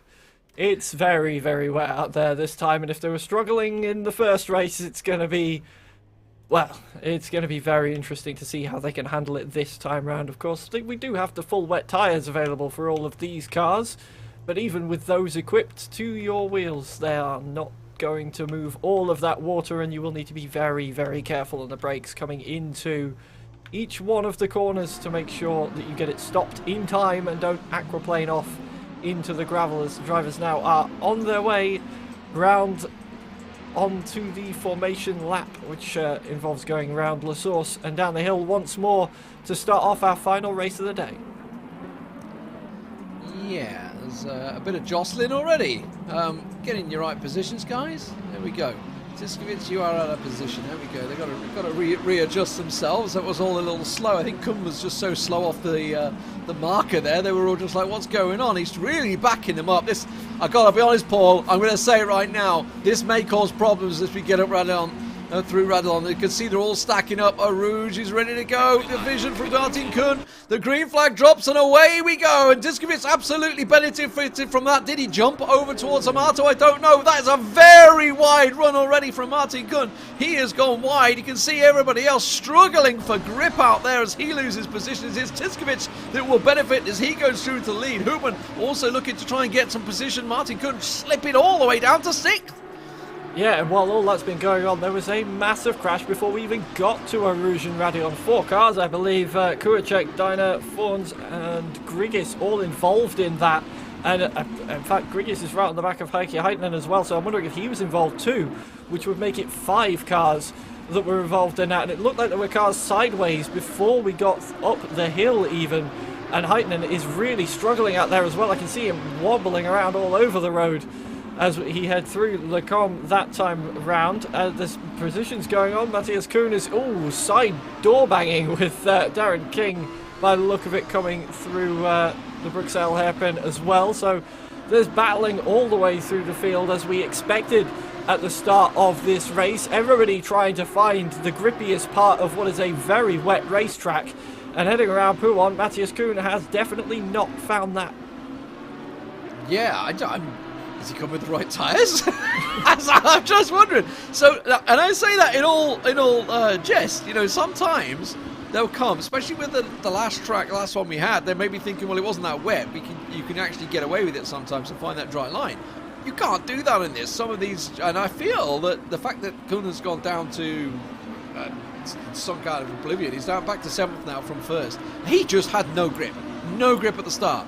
So I'm very interested to see if that's actually the case, whether they come onto it without the wet tyres on or not. As it is, what we didn't catch was Capaccio made a great move onto Tiskovitz. That was at the end of the Camel through Lecom and actually managed to gain the lead. He's just round wide, mind you, as I said. Wide, he's actually using the most of the track. You can see these cars are slip sliding. Bonsignor just getting alongside Matthias Tiskovitz there.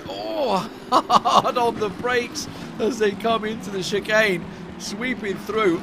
And I tell you what, this is going to be tricky. I think somebody's going to struggle to keep this on the road. He's going to try and dive up the inside of La Source, see whether he can do it. I don't think Tiskovitz is going to allow him. He's going to have to really outbrake himself if he wants to go for that. But I think I saw Human doing it. Yeah, there's a few trying that kind of a move. Human was taking a look. Luke Whitehead was taking a look on Bonsignore as well, and looking a bit further back. Barnett is trying it as well on Adamu. They're all trying to get through any way they can at the moment, because following another car is going to be extra tricky through the twisty stuff as well, as there's a few interesting lines, shall we say, going over the hill through Radion there. I can see with I believe was that Tiskovitz, in fact no, it was Luke Whitehead, I think, running a little bit wide over the crest of the hill. Barnett has got past Adamu coming up the hill now, but I'm keeping my eye on Luke Whitehead, who is right on the back of Bonsignore heading into Lecom, with Homan right behind as well. It's really going to be a pick your moment sort of a thing, this one, because if you choose wrong, you're going to be spearing off the road into a gravel trap, if not a wall, the way the track is looking right now. Yeah, and this goes down to drivers that are happy in the wet, right? Is sometimes you can see that obviously the ones that can pick their braking moments. And saying Whitehead, he's trying to have a look at Bonsignore again. Got to make sure he doesn't go heavy on that. He had a 15-second penalty, if you remember, from before. So he's done very well to get up himself into 4th place from 9th, I think it was. He started, right? We do have a replay, though, from that start, as Whitehead does go through. Little barging goes through. Humon's also going to benefit from it. Let's have a look at that replay, though. Here we go. Paul. Yeah, so they were side by side heading down the hill into Arouge and Radion, as you can see. And where was the first bit of contact? It was there. It was so hard to see through the spray, and it just caught so many people out. Little bit of a move over to the left. Whoops, I bumped someone off the road, and then it's just a chain reaction from there, and everybody winds up paying the price. Well, someone that hasn't paid the price is Nicholas Huban. He has just got past both Luke Whitehead, who I think tried to give the position back to Bonsignore, and Whitehead Huberman's like, thanks, zoink, through I go, and just slides his way through into third place, into a podium position. Of course, we've still got 40 minutes to go in this race, so it's a long way ahead, but Nicholas Huberman's going to be delighted with how this starts out for him. As I mentioned, Luke Whitehead, he did start, that's a wide run from Huberman, did start out in 9th position. Now they're side by side. He's not going to allow him through the chicane here. I wouldn't have thought, yeah, Huberman's going to hold on to it. We did see the switchback working out well in the sprint race, but it won't be happening this time around because Whitehead's car was just out of position.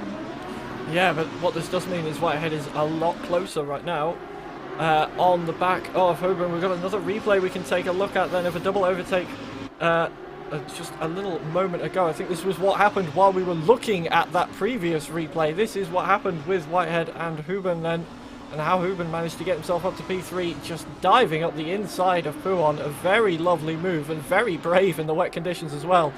Showing a lot of skill right there. Darren King side by side with Gabo Sarosi going up through Radion. That was real risky, but he managed to make it pay off, sticking it through Eau Rouge. You can see the cars are just jostling. I'd love to have some camera views of these guys. They must be fighting that wheel right now. Yeah, there's going to be a lot of soaring at the wheel in conditions like this. You have to think they're going to be feeling it in the forearms when they're done with this race, that's for sure. Not only because it's a wet race, but of course this is the 4th race these guys will have been doing this afternoon as well. We've had a sprint and a feature and another sprint already, so if they weren't feeling tired, this is definitely going to be a workout. It will be as much a war of attrition as it will be a war of pace and who can control the car in the rain the best. As I think Luke Whitehead now is just sort of trying to gather his senses a bit and realign himself for another attack on Nicholas Heuben, or Heuben has just got the better of the conditions. We'll have to wait and see how that goes.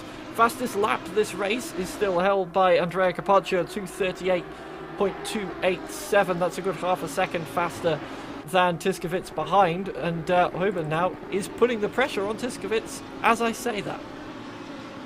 Yeah, absolutely. Capaccio in the lead, looking happy at the moment. Tiskovich, you can see the green or olive car, I guess you could say, further in the background there, under pressure. But Capaccio has himself a nice position so far. But Heuben is hunting for blood. He lost out on a couple of places. It wasn't too bad, in fairness. His 15-second penalty only knocked him down from, 6th to 8th, wasn't it, I think, overall. In the main race on Kyalami, won the sprint race at Kyalami as well, so he's looking to try and hunt down those points and get himself at the top of the table at the end of the day, and that is totally possible. That is a very wide run. Was that Capaccio that went right, or was that was a back marker, wasn't it? That was a back marker, yeah, there's a back marker involved here, and I think he actually should just get out of the way, and that's what he's done. I assume that's Sakharov. No, Sakharov in fact is in the pits. I think it's Fornes, yeah. It's Fornes, but Heuben's done it. Heuben's through, so he's managed to squeeze his way through there, around into Le Source now, so got through. Whether that was, I can still see the back markers there, so the back marker didn't play any part in that. It does just look like Tiskovich is actually struggling, because now he's got Luke Whitehead right in his rear wing. Yeah, it's very interesting indeed. We'll keep our eyes on this one as we head down the hill up through Eau Rouge and Radion. Can Whitehead follow Heuben through? Of course, these guys have been slowly reeling in Tiskovits over the last few laps. Tiskovits maybe just feeling it a little bit after a few laps, losing touch on the line a little bit. We'll see. Look at him sliding it through that right-hander onto the top of the hill. Can Whitehead make any sort of a move? I don't think he can just yet. But we do have a new fastest lap of the race. We've got fight for P9. Hoyer and Barnett side by side coming through into Les Combes. Round the outside goes Barnett, but the room's still there for Hoyer at the moment. Is he going to try to switch back? Or no, Barnett's not going to let him. And that's up into P8 for Barnett then, and Hoyer relegated down to P9. But we have had a new fastest lap of the race as well from Bonsignore, a 2:36.6 coming out from him. So he is going to pull himself very nicely back onto the rear of Luke Whitehead, which in fact he has already done. Yeah, I feel that's an answer. You know when you've had a bad lap, right? You get angry. You get angry at yourself. I feel that's what it is. Bonsignore, if you remember, obviously Whitehead and Hubon both passed him just 2 laps ago. So I think he's finally got his mind dialed back in, and sort of that aggression has been put into the time. And I'll tell you what, that is a mighty fast lap, a 2:36.69. That's almost a second faster than some of the guys in and around him, which is why he's gained so much ground there. Maybe that's down to the fact that Tiskovic and Whitehead have been battling. But saying that, look at Darren King. Darren King, the winner of the sprint race, now up into 6th place, starting to make ground on these guys. Yes, he's got a back marker in front of him. That's going to be a little annoying. That's Ivan Fornes, who himself is actually not that slow a driver, unfortunately. He was, I think, 5th in the last race. He's going to get himself out of the way there. But Darren King, he's carving his way through this. Whitehead's made his way past Tiskovic, coming down the back straight towards the bus stop. Tiskovic just didn't have a very good drive coming out of Stavolo by the looks of it, and Whitehead has absolutely run away from him. Just went round the outside and away he goes, and look at the gap he's already got. That's dropped him into the clutches of Bonsignore, and they're side by side, they're touching, and that's going to be slidey as hell but for Tiskovic, but just about holding on to it for now. In fact, it wasn't Tiskovic that was sliding, no, it was Bonsignore even, wasn't it, who was involved in that one. It was Darren King right behind, as is Gabasarossi, yeah. Gabasarossi.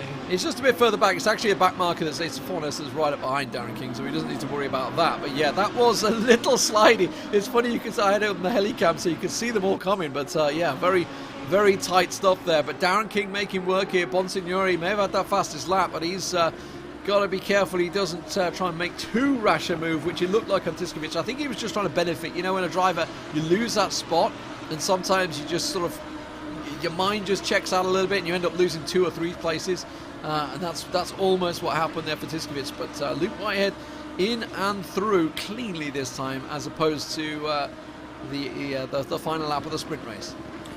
Yeah, and we mentioned Gabasarossi a moment ago, looking to try and get involved in that battle with Darren King. He's actually involved in his own battle with Barnett at the moment. Barnett right on the rear wing of the number 10 car at the moment. This is the battle for P7 and P8. And coming down, I thought that Barnett might try a little bit of a move into Lecon, but he was a bit too far back, even with the toe down the Kemmel. But he is definitely looking poised to make a move anytime soon. And something else I've just seen that's quite surprising, you were saying that 2:36 that we saw with the fastest lap was quick. Nicholas Heuben, 2:34.2 was his previous lap. That is rapid in these conditions. I was just wondering, is it drying out, or is the line starting to come through? But it doesn't look it, does it? Maybe they're just getting more comfortable in the tyres. I'm not sure. Obviously losing a little bit of time as the fuel trickles down. But yeah, I mean, Heuben putting in a blasting lap, and that's actually why he's caught up on Capaccio now. So he's gaining. Let's have a look at this replay. So this is Kurashuk, I believe. He's come out of the. This was the first lap, was it? No, this is just now. He's just binned it. He just got. I think, did he touch the grass beforehand? I couldn't tell whether he just tapped the grass or whether he just caught a puddle. I think it was just a big puddle. Yeah, I think he just caught a big puddle and just that's it. I mean, that's the danger when you go off the main line, right? Yeah, absolutely. As much as I was saying, the wet tyres can only move so much. We've got to fight. That fight for P7 is brewing now. Barnett really, really close this time. With there's contact as well, and who's that's gone round? That's Gabasarossi minding his own business, and Barnett, rather brutally I must say, just moves him out of the way and takes the position away from him coming through the bus stop. And you have to feel there's a penalty coming his way for that one, because yeah, it didn't look like Sarossi really could do anything else. He was on his line, and around he went. Obviously Barnett didn't mean it. I'm not insinuating that in any way, but an unfortunate one of those things that is going to most likely net him a penalty, and Sarossi chooses this moment to come in for the mandatory pit stop as well, so going to put himself into some clean air to try and claw back some of that time lost. We may have a battle for the lead brewing coming off the Kemmel on this lap. Nicholas Heuben is right on the back of Capaccio, but I believe we have another replay. Yeah, let's check out this, the Sarossi incident that you were just talking about, actually. Heuben's not going to make a move anytime soon, so we're safe to look at this. So this is the rear end of Sarossi, I assume, here, as he's just going to get straight up punted. Yeah. You just see it getting closer and closer and closer, and it's so risky in the rain to be that close. But Sometimes, you know, when you are running so close, obviously your brake spots, even in dry conditions, you've got to be careful of your braking points because it's generally going to be earlier than what you're expecting because of the drag, etc., from the car in front. But in the wet section, it's always going to be tricky. Yeah, Kumpu's just been involved in a bit of a battle, and he's come off much worse. He's gone around and he's lost a handful of positions, dropped down to P12 now. I don't know if there was any contact in that or if he's just lost it on his own in the conditions he was trading places, I believe, with either Adamu or Hoyer. That was about where he was before, and now down in P12 after that little spin. So it was with Hoyer that he was, so that was, whether there was contact I'm not sure, but or whether he's lost it on his own, but the spin happened. No contact I'm hearing, so he's just dropped it on his own in the tricky conditions, and that is very unfortunate, and a lot of work to do in the remaining half an hour of the race. Oh, that's a wide run from Carpaccio there. That's going to bring Hubin right on his back here as they go into the chicane. So that was, again, a wide run in his round. I've seen his run a couple of times. He's gone wide there, but coming into the source here, there's a chance for Hubin. Maybe have a sniff up the inside. Just keep my eye on this one. You can see how tragic those positions are. Oh, Darren King through, actually. I'll have a quick look at that. I just want to see whether Hubin's going to try and go for it here. Maybe try and have a sniff as they go once again up the Kemmel, because he's way closer than he's ever been so far for first place as they try and charge away up through Eau Rouge and Radion. Just hot on its heels. The pressure on Carpaccio. This is the most pressure he's had. Luke Whitehead, by the way, just posted the fastest lap of the race, and that is a little wide once again from Carpaccio, going defensive here on Hubin. He's trying to see if he can get himself a look here. Now, as we come into La Source, will he go for it? Sorry, not to La Source, Le Combe. Will he go for it? Will he look at the inside? Have a look, but you can see just how much he's fighting that wheel and the braking. It's so tricky to try and line up a move, because of course, if with the cars going around at the moment, they're all sort of using the same line. They'll be clearing a lot of bits of that standing water off the line to make it easier to make an overtake, but as soon as you try to make it easier to go round, but as soon as you try and make an overtake, you're off that line that they're drawing through the water. It suddenly gets a lot wetter and a lot more difficult to control the car. So getting close is one thing, passing is another.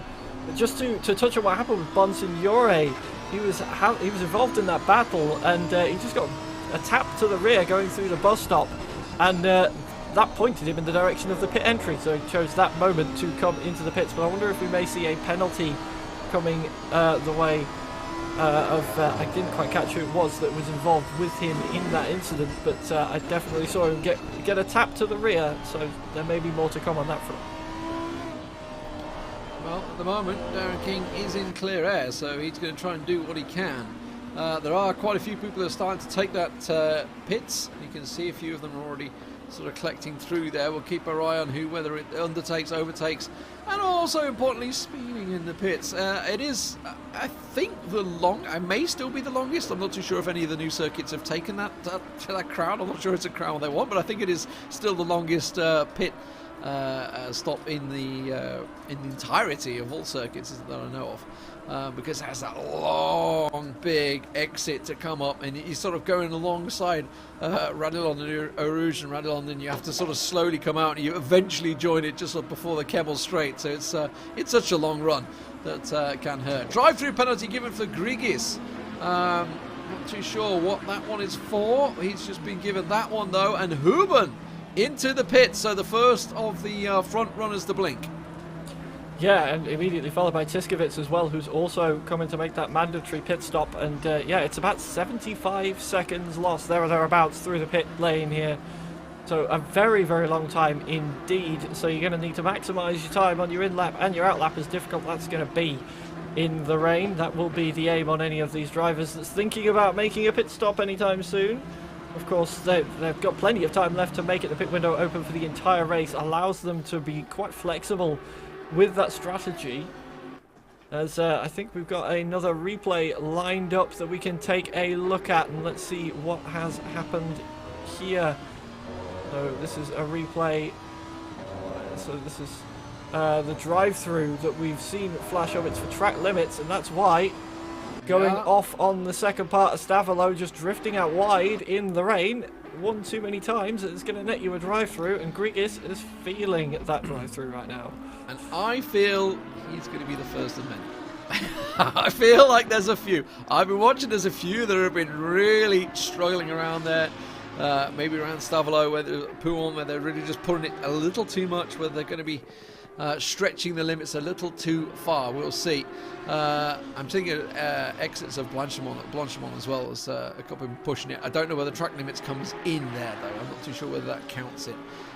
But either way, Luke Whitehead, he is trying to make the most of the clear air he's got right now. Just on fastest lap, 2:33.432. That's half a second faster than Capaccio just ahead of him. That is a pretty mighty lap that he's just posted there to try and gain that ground. Of course, that's based on the fact that Nicholas Huben went in the pits earlier. As I say that, Whitehead running pretty wide there, and talking about drive-throughs, he needs to be careful. Yeah, because he's in a prime position at the moment to come out the victor of the day. Of course, we saw him take the win in the first feature race, and I believe he's definitely in that fight to be the winner of this this first weekend of the EMEA region. So he needs to be careful not to pick up a drive-through. You can see him wiggling as well there as we went through. As our race leader is in, Andrea Capaccia into the pits. Just watching the moment Kuhn, who started out on pole position down in 16th, now has had his pit stop. He's on the back end of Gabba Sarosi. These guys obviously already pitted. So Whitehead chooses to carry on. Obviously the fact that he's just got fastest lap of the race, he's feeling pretty confident right now. Still in the rain, and obviously when you are on these wet tyres, they can go for quite a distance, so it's not like they have to go for it. Well, they do have to go for it. As I was saying that, Sarosi just catches it a little wrong there, and Kuhn's going to try and sneak up the inside, should have the run here, and he has indeed made the move stick. Yeah, it was a very nice move from Kuhn. He's been biding his time on that one. She's been stuck to the back of Gabba Sarosi for a good lap and a half, if not 2 laps at this point, but I don't think Sarosi's done. I think, well, maybe now he's gone a bit wide through Pouon and drifting through Pouon as well. That'll lose him some time and give Kuhn some breathing room. A bit further back, we've got another battle brewing for P17 and P18 by the look of it. Attila Daina and Pierluca Amato getting very close to each other on the road. As I can see, Darren King also is in the pits at the moment, along with our net race leader, Andrea Capaccia. But I'm keeping my eyes on this fight. Pierluca Amato applying the pressure to Attila Daina at the moment as we head through the campus section of the racetrack. Both of these two as well have made their pit stops, so we don't need to worry about strategy from these guys. This is all raw pace in the final 22 minutes of the race. Coming onto the back straight, is Pierluca Amato going to be close enough this time to make a move into the bus stop? Who's going to get the better exit off of Stavolo? It looks for the time being that Attila Daina might just have the gap. Okay, Capaccia coming out of the pits now. Now remember, Huben pitted, what, 2 laps before him? I think it was 1 lap maybe. So we'll see. There's Capaccia coming out. Here comes Huben across Radion. I think he's got him. He's done him. So he's done him through the pit stop. So Huben goes through, and he has managed to take over Capaccia. So that was the race leader that he's passed. Now the question is, when Luke Whitehead, who is trying to put in some blistering times right now, when he goes into pits, will he be able to do him? I don't know. We'll keep our eye on that one, because at the moment Whitehead is doing what he can to try and get those laps in as quick as possible. Yep, Tiskovits putting the pressure on Darren King, who's gone wide going into Le Cobb, and that is an easy position for Tiskovits to take. Darren King will have to slot back in behind Tiskovits for the moment and try and reapply the pressure. That move was brewing with the toe, even in the rain, really drew Tiskovits onto the rear of Darren King there, and then just King outbraking himself into that corner, allowing Tiskovits through. And that was a very easy pass in the end for Matthias Tiskovits, as we've got Barnard's come into the pits. Now, one thing I'm interested in is, as you were saying, Luke Whitehead and where he's going to come out the pits, because he has just dived into them. It's just coming out, yeah. It's just coming out, yeah. So, yeah, well, just going in, yeah, as you say. Yeah, it's going to be where he comes out, because that battle we just saw with Tiskovits, that's effectively a battle for 3rd place right now, depending on where Whitehead comes out. Because those guys, obviously, that's where he was. Luke Whitehead was in 3rd position, so these guys are fighting for that spot. But the fact that they are fighting each other will slow them down, and that's pulling into Luke Whitehead's favour right now. Darren King just slip sliding away there, a little careful.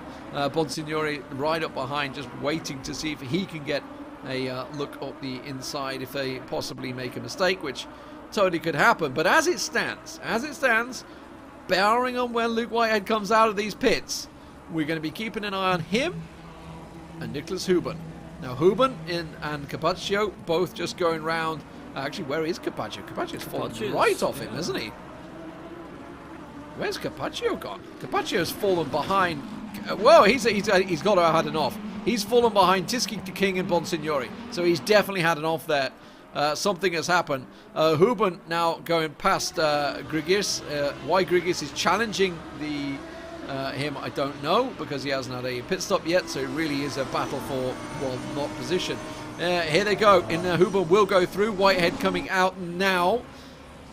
So Whitehead is already out. So Huben's gone through. The question is, where are they going to fall? Tiskevich is coming through behind him. Whitehead a little sloppy coming out of the pits there. Yeah, definitely not great. So he's not going to be able to race pace. Let's have a look at Tiskevich. They are both coming round. Oh, blasted round. Darren King's gone off. I think he hit that water puddle earlier on. Darren King just flying off into the wall there. So his car is absolutely trashed by the looks of it.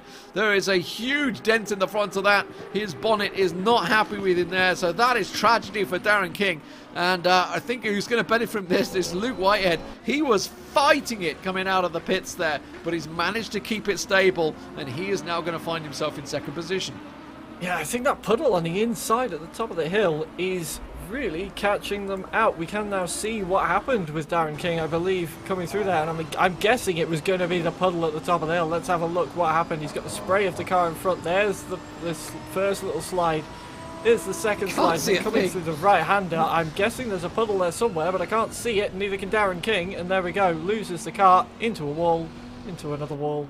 And yeah, driving straight with the wheel at a 90-degree angle is, that's not it. That's not it, no. Absolutely not. So yeah, he's gone. I mean, his car was you could see it was done. His car was done. He'd be in the pits for a very long time trying to fix that one. That's unfortunate for Darren King, obviously the winner of the sprint race. And also, you know, he checked out both main races now at that stop-go 30 in the Kyalami. While he was running second, obviously the pit stop, tried to go for the undercut and just didn't quite catch the speed limiter going in. So, not the best day for Darren King, unfortunately. Well, I mean, it could have been much better, let's put it that way. He could have been looking at possibly a top point scorer. But as it is, two tragedies hit him. So, once it all shakes out, we're expecting Nicholas Huben to be the leader here. Adamu, Kumpo and Hoya all ahead of him, yet to pit. He's already lapped Grigis as well, who is still yet to pit. So Nicholas Huben, who was the winner at the start of the day on Kyalami, didn't have the greatest start in Kyalami on the main race, because he obviously was involved in an incident, spun one of the drivers and got a 15-second penalty. So he ended up going in the pits early, went for the undercut, ended up in 6th place. With the penalty applied, it took him down to 8th position. So in terms of points, he lost out a little there. But we could be seeing our first double winner of the day with the sprint race and a main race. Yeah, we absolutely could. Not long left to fulfill that, with 17 minutes on the timer. I'm just trying to keep one eye on what Luke Whitehead's doing. He's got Grigis up ahead of him, and Grigis, we've seen, has been putting up a fight on the faster guys. We've got another fight as well, as Martin Hoyer's coming out of the pit lane now. I think he's got Matthias Kuhn just ahead of him, and they're both going to be able to this big slide.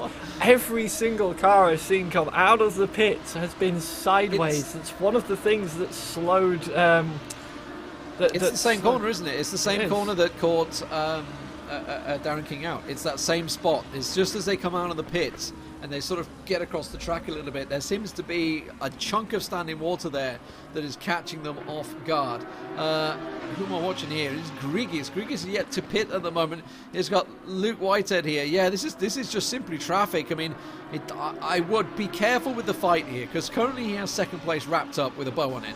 Honestly, it doesn't want to go too heavy on Grigis. That looked like close to a tap.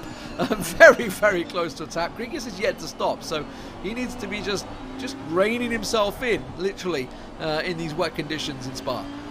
Yeah, absolutely, and there's nothing wrong with Grigis defending this position. Of course, this is 4th position. Grigis is currently sitting P4 on the road. This isn't a lapped car situation or anything like that.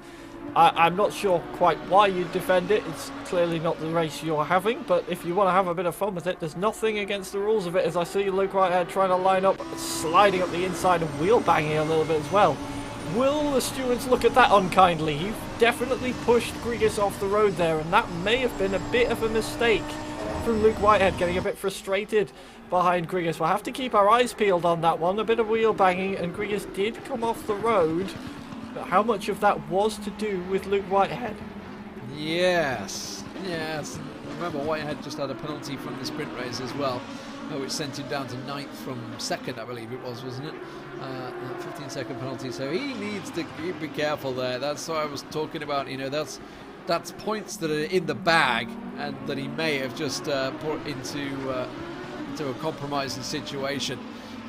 Nicholas Huben, he's in the lead. It's a great drive from him so far, and you can see the treacherous conditions that we're under here, just how wet it is. There's standing water that's caught a couple of drivers out now, and actually he's just about to come into Le Combe. I was just about to say, is he about to hit the corner just before the Kemmel, but no, he's going into Le Combe, so he's cleaning through there. Barnett, actually, let's keep our eye on Barnett. Barnett's coming up here, so what we're talking about, you can see this corner just coming up, but just before Kemmel, as you come out the pits, there is some standing water almost there. He almost collected it, actually. Barnett very nearly went through. You can see him fighting it. It's where it just dips away, I feel, where the corner just dips away before the Kemmel, and that's what's been catching a couple of these cars, these drivers, off guard and sending them, well, basically into the barrier. There's not a lot you can do because you're at maximum speed there. Yeah, it's difficult enough with the way the car unsettles over there in the dries. I can see Martin Hoyer getting past Adamu into P9, going through Le Combe, using the pace advantage to make that position up. But is Adamu going to come back at him down into the hairpin? He's around the outside. We're still side by side, banging doors, but light enough taps that nobody's going to be knocked off the road or into a spin.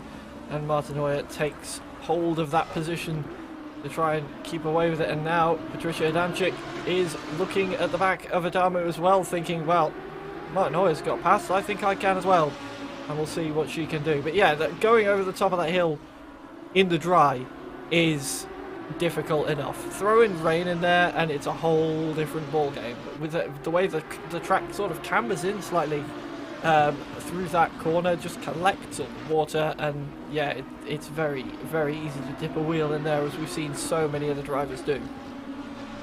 Yeah, absolutely. It's caught them off guard. Huben throws out a fastest lap a moment ago, and actually is looking to go in quicker. It looks like 2:32 he's into now. 2:32.642. There we go. As he goes over the line, a new fastest lap. As he goes around the source, he's enjoying the conditions, isn't he? He's starting to feel it, that's for sure. Luke Whitehead, what, 8 seconds behind him? He's safe. He doesn't need to be putting these speed laps in, but he's happy with it right now. Bonsignori and Tiskevits still continuing on. We're going to wait to see whether that penalty comes out for Whitehead. It hasn't yet, but at the moment, this could be a battle for the podium. It absolutely could. Well, it is. Because Compo's got a pit, right? He's just pit now, yeah. Yeah, so this is the battle going on right now then, with Bonsignore coming up the hill now. There he is.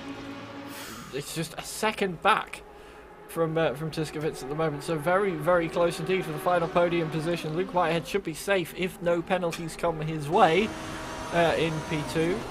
In fact, Bonsignore, you can see the difference in racing speed if you go through Origin Radion compared to coming out of the pits.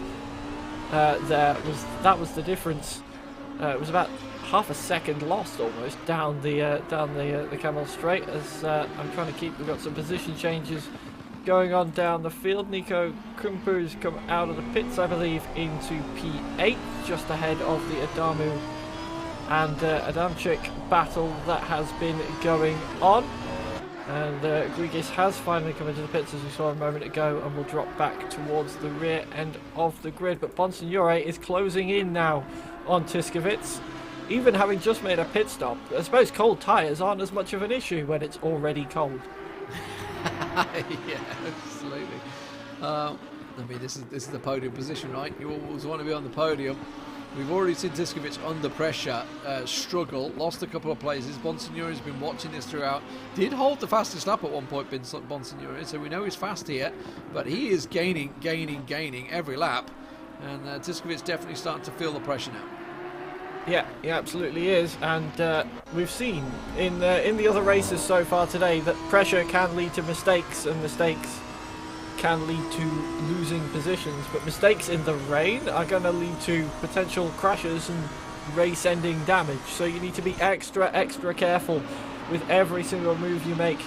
Just keeping yourself composed behind the wheel. Don't bow to the pressure of the driver behind, because it could all come tumbling down very quickly, as we've seen these two especially applying and receiving pressure for most of the afternoon and dealing pretty well with it.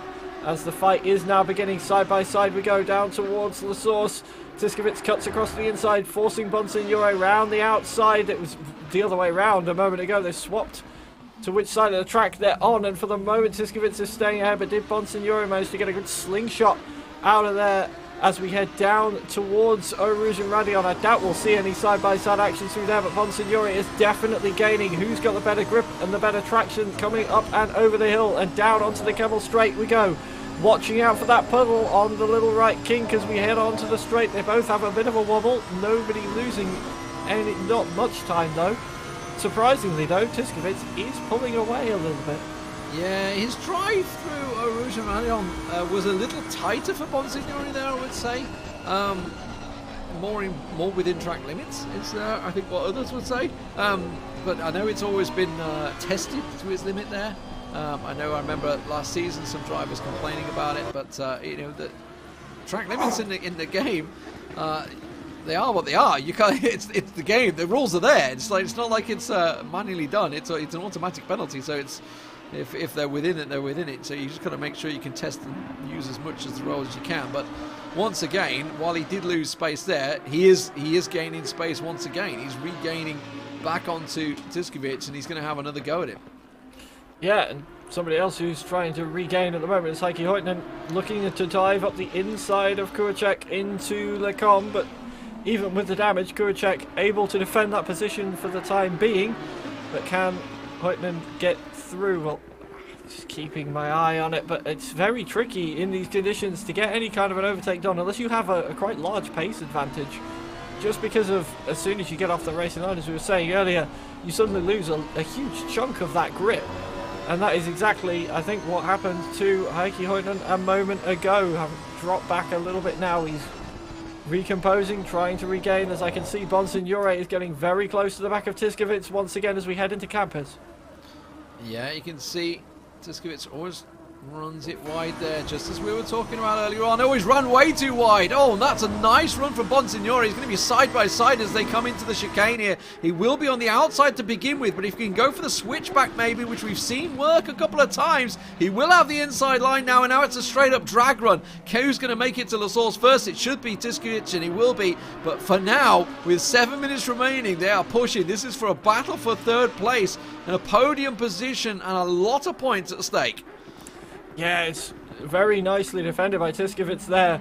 Bonsignore just kept the nose in through the second part of the bus stop just to keep interested in that move. You could see Tiskovic was almost turning in on the nose of the number 7 car, but realised that he was there, gave him the room. Very respectful defence and very robust defence at the same time to be able to keep himself ahead. But we're down the Kemmel Straight once more.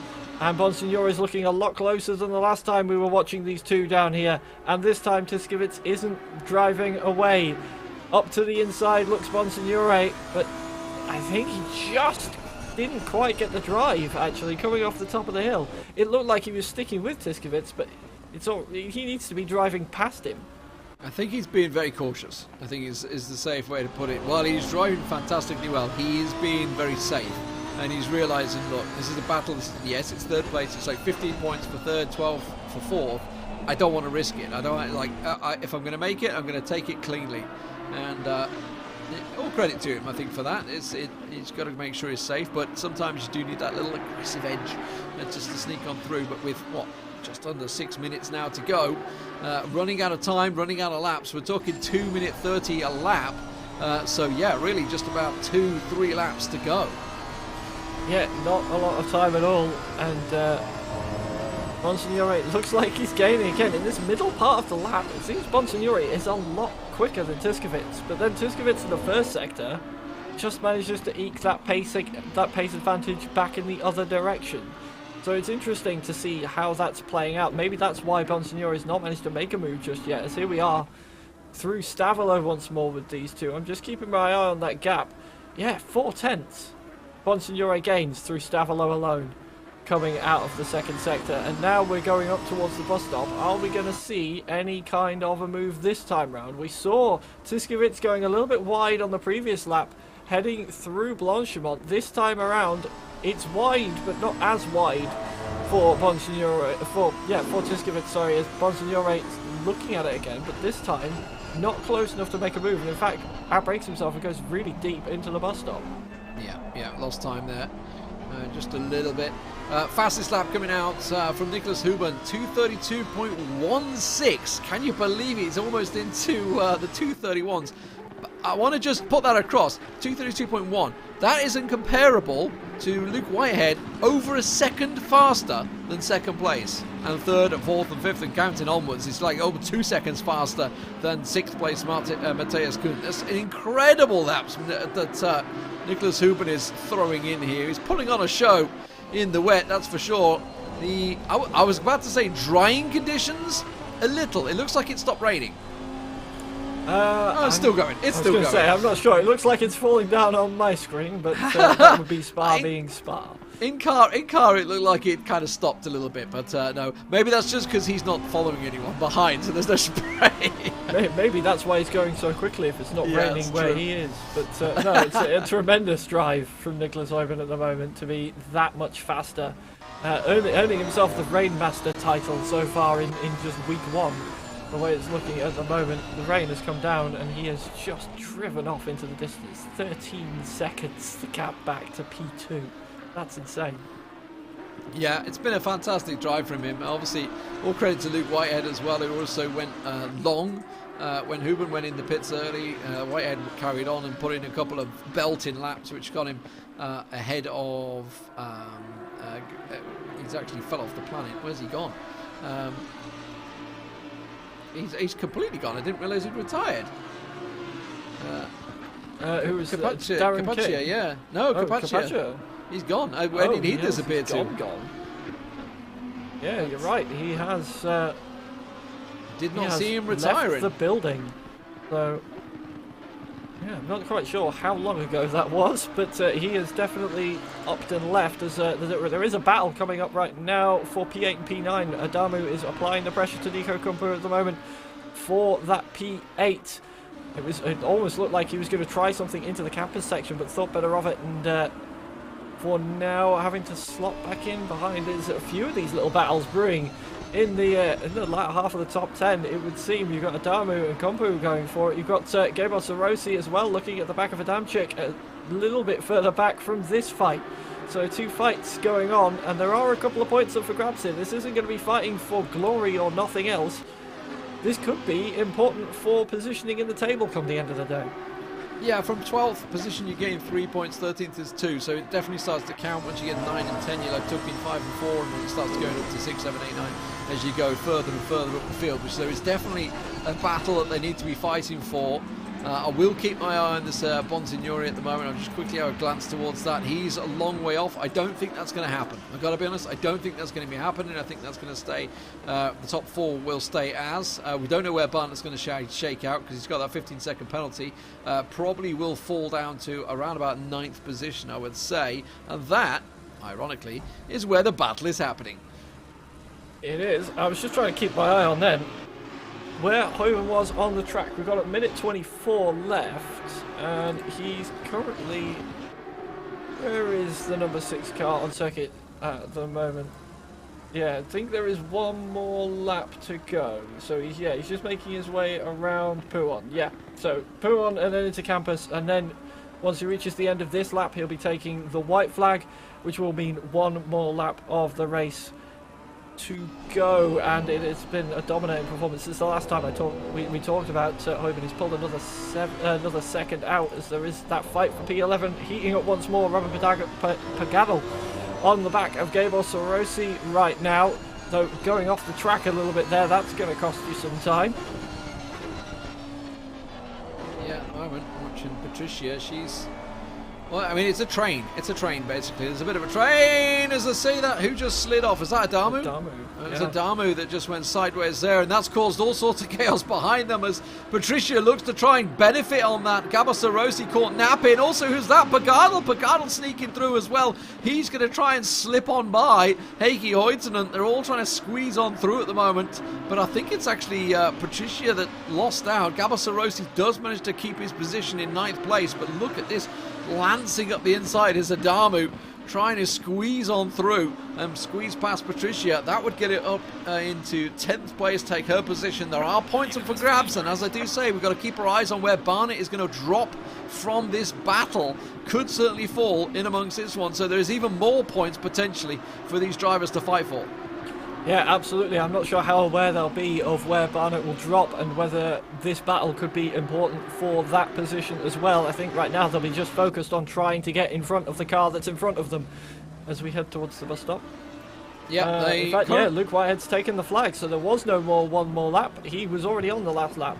Yeah, Hubans took it, so obviously first place for him. Whitehead second, Tiskovic in third, Bonsignori in fourth, as we expected they'd fall out that way. Barnett currently in 5th place. We'll see where that 15-second penalty falls him. Kuhn, Hoya, I want to look towards this battle that was going on down in 9th place. They will come over the line, and it will be Patricia rounding out 10th position. Gabor Sorosi will hold on to that 9th place after all, and Kumpu in 8th place, the 42-year-old. He's still got it, boys. Kumpu keeps on there. The Flying Finn, I'm going to name him now as well. He can take that title. But some fantastic racing overall. We'll see where that 15-second penalty will fall him. That's going to go quite far down, you know, because they were so packed and tight. I think Barnett might end up down in 12th, something like that. I feel it may well fall all the way down there. Yeah, that is one of the issues if you've got a field that is so compact, is if you wind up picking a penalty up, then you're going to drop quite far back, and that could be the reality of it in a moment. We'll have to wait and see if we can get confirmation where that dropped, and then confirmation of all of the final standings. But another fantastic race there, Lee, with the conditions adding that extra little bit of spice. Yeah, absolutely. Fantastic racing overall. Love to see it. A lot of fights. And, you know, the rain, yeah, it adds to it. No doubt about it. But it's great to see some of these guys who is clearly specialists in the rain. And I think Nicholas Heuben proved that. Not only did he took the fastest lap by over a second, fastest lap. An absolute specialist in the wet. Yeah, indeed. The Rainmaster, he shall be dubbed. As you can see, there is that fastest lap, 2:32.1, which was just like Luke Whitehead's best lap was a 2:33.3, and that was the second fastest lap of the race. That's 1.2 seconds a lap faster than the second fastest guy. Is absolutely nuts in conditions like that. Really, really showed that in the rain he is absolutely comfortable, and he takes away the points to show it. Yeah, fantastic stuff overall. The German started out, obviously won at Kyalami in the sprint race as well. Didn't have the greatest time starting in 8th place, obviously, because you have the reverse grid in the main race. Got involved in an incident at the very first lap of Kyalami, so had to serve a 15-second penalty throughout that. Regardless, still fought his way up and ended up in 8th position for that. So points net for him is going to be very good. There's no doubt about it today. I think one of the biggest losers, as much as I hate to say it, the guy that took the biggest hit today for me is got to be Darren King. Like, he was obviously the sprint race winner here at Spa. He was running in 2nd place at Kyalami, got hit by a stop-go penalty because he just went a little too fast on the pit entrance there, didn't quite hit the limiter, and then again he gets caught out here and hits that puddle of all things in Spa. The puddle that caught out quite a few people, in fairness. Yeah, I think that puddle is going to be not on a lot of people's Christmas lists. But yeah, Darren King did not have a lot of luck today. He definitely seems like he's got the pace, as we can see. What is this? Oh dear, Gregus ran out of fuel. Dear. you were saying about the fuel potentially being a thing earlier on, and Gregus has run out. Luckily, it's after the checkered flag, so he's not going to lose out, and a helpful lift. Is that King giving him a lovely helpful push back to the pit lane? I'm not sure if that was Darren King or not, but yeah. No, honestly, we saw it last season. It was when Jordan Sherritt and the drivers said it themselves. They were talking at the driver briefing effectively in Discord. They were talking about it, saying you just went too fast. It's like none of them were expecting that extra lap, and it caught like 3 drivers out. It was they were dropping like flies. It was suddenly like, why is he going so slow? Oh my god, he's on fumes. And there were just like 3 of them suddenly coasting around. But yeah, when it's wet like that, you're generally not going to burn through as much fuel. No, so that is. I wonder if that's just a little bit of an insight to Grigus' race strategy. They're realizing it's wet. I wonder if I can try run a little bit lighter than everybody else and maybe make up a few positions.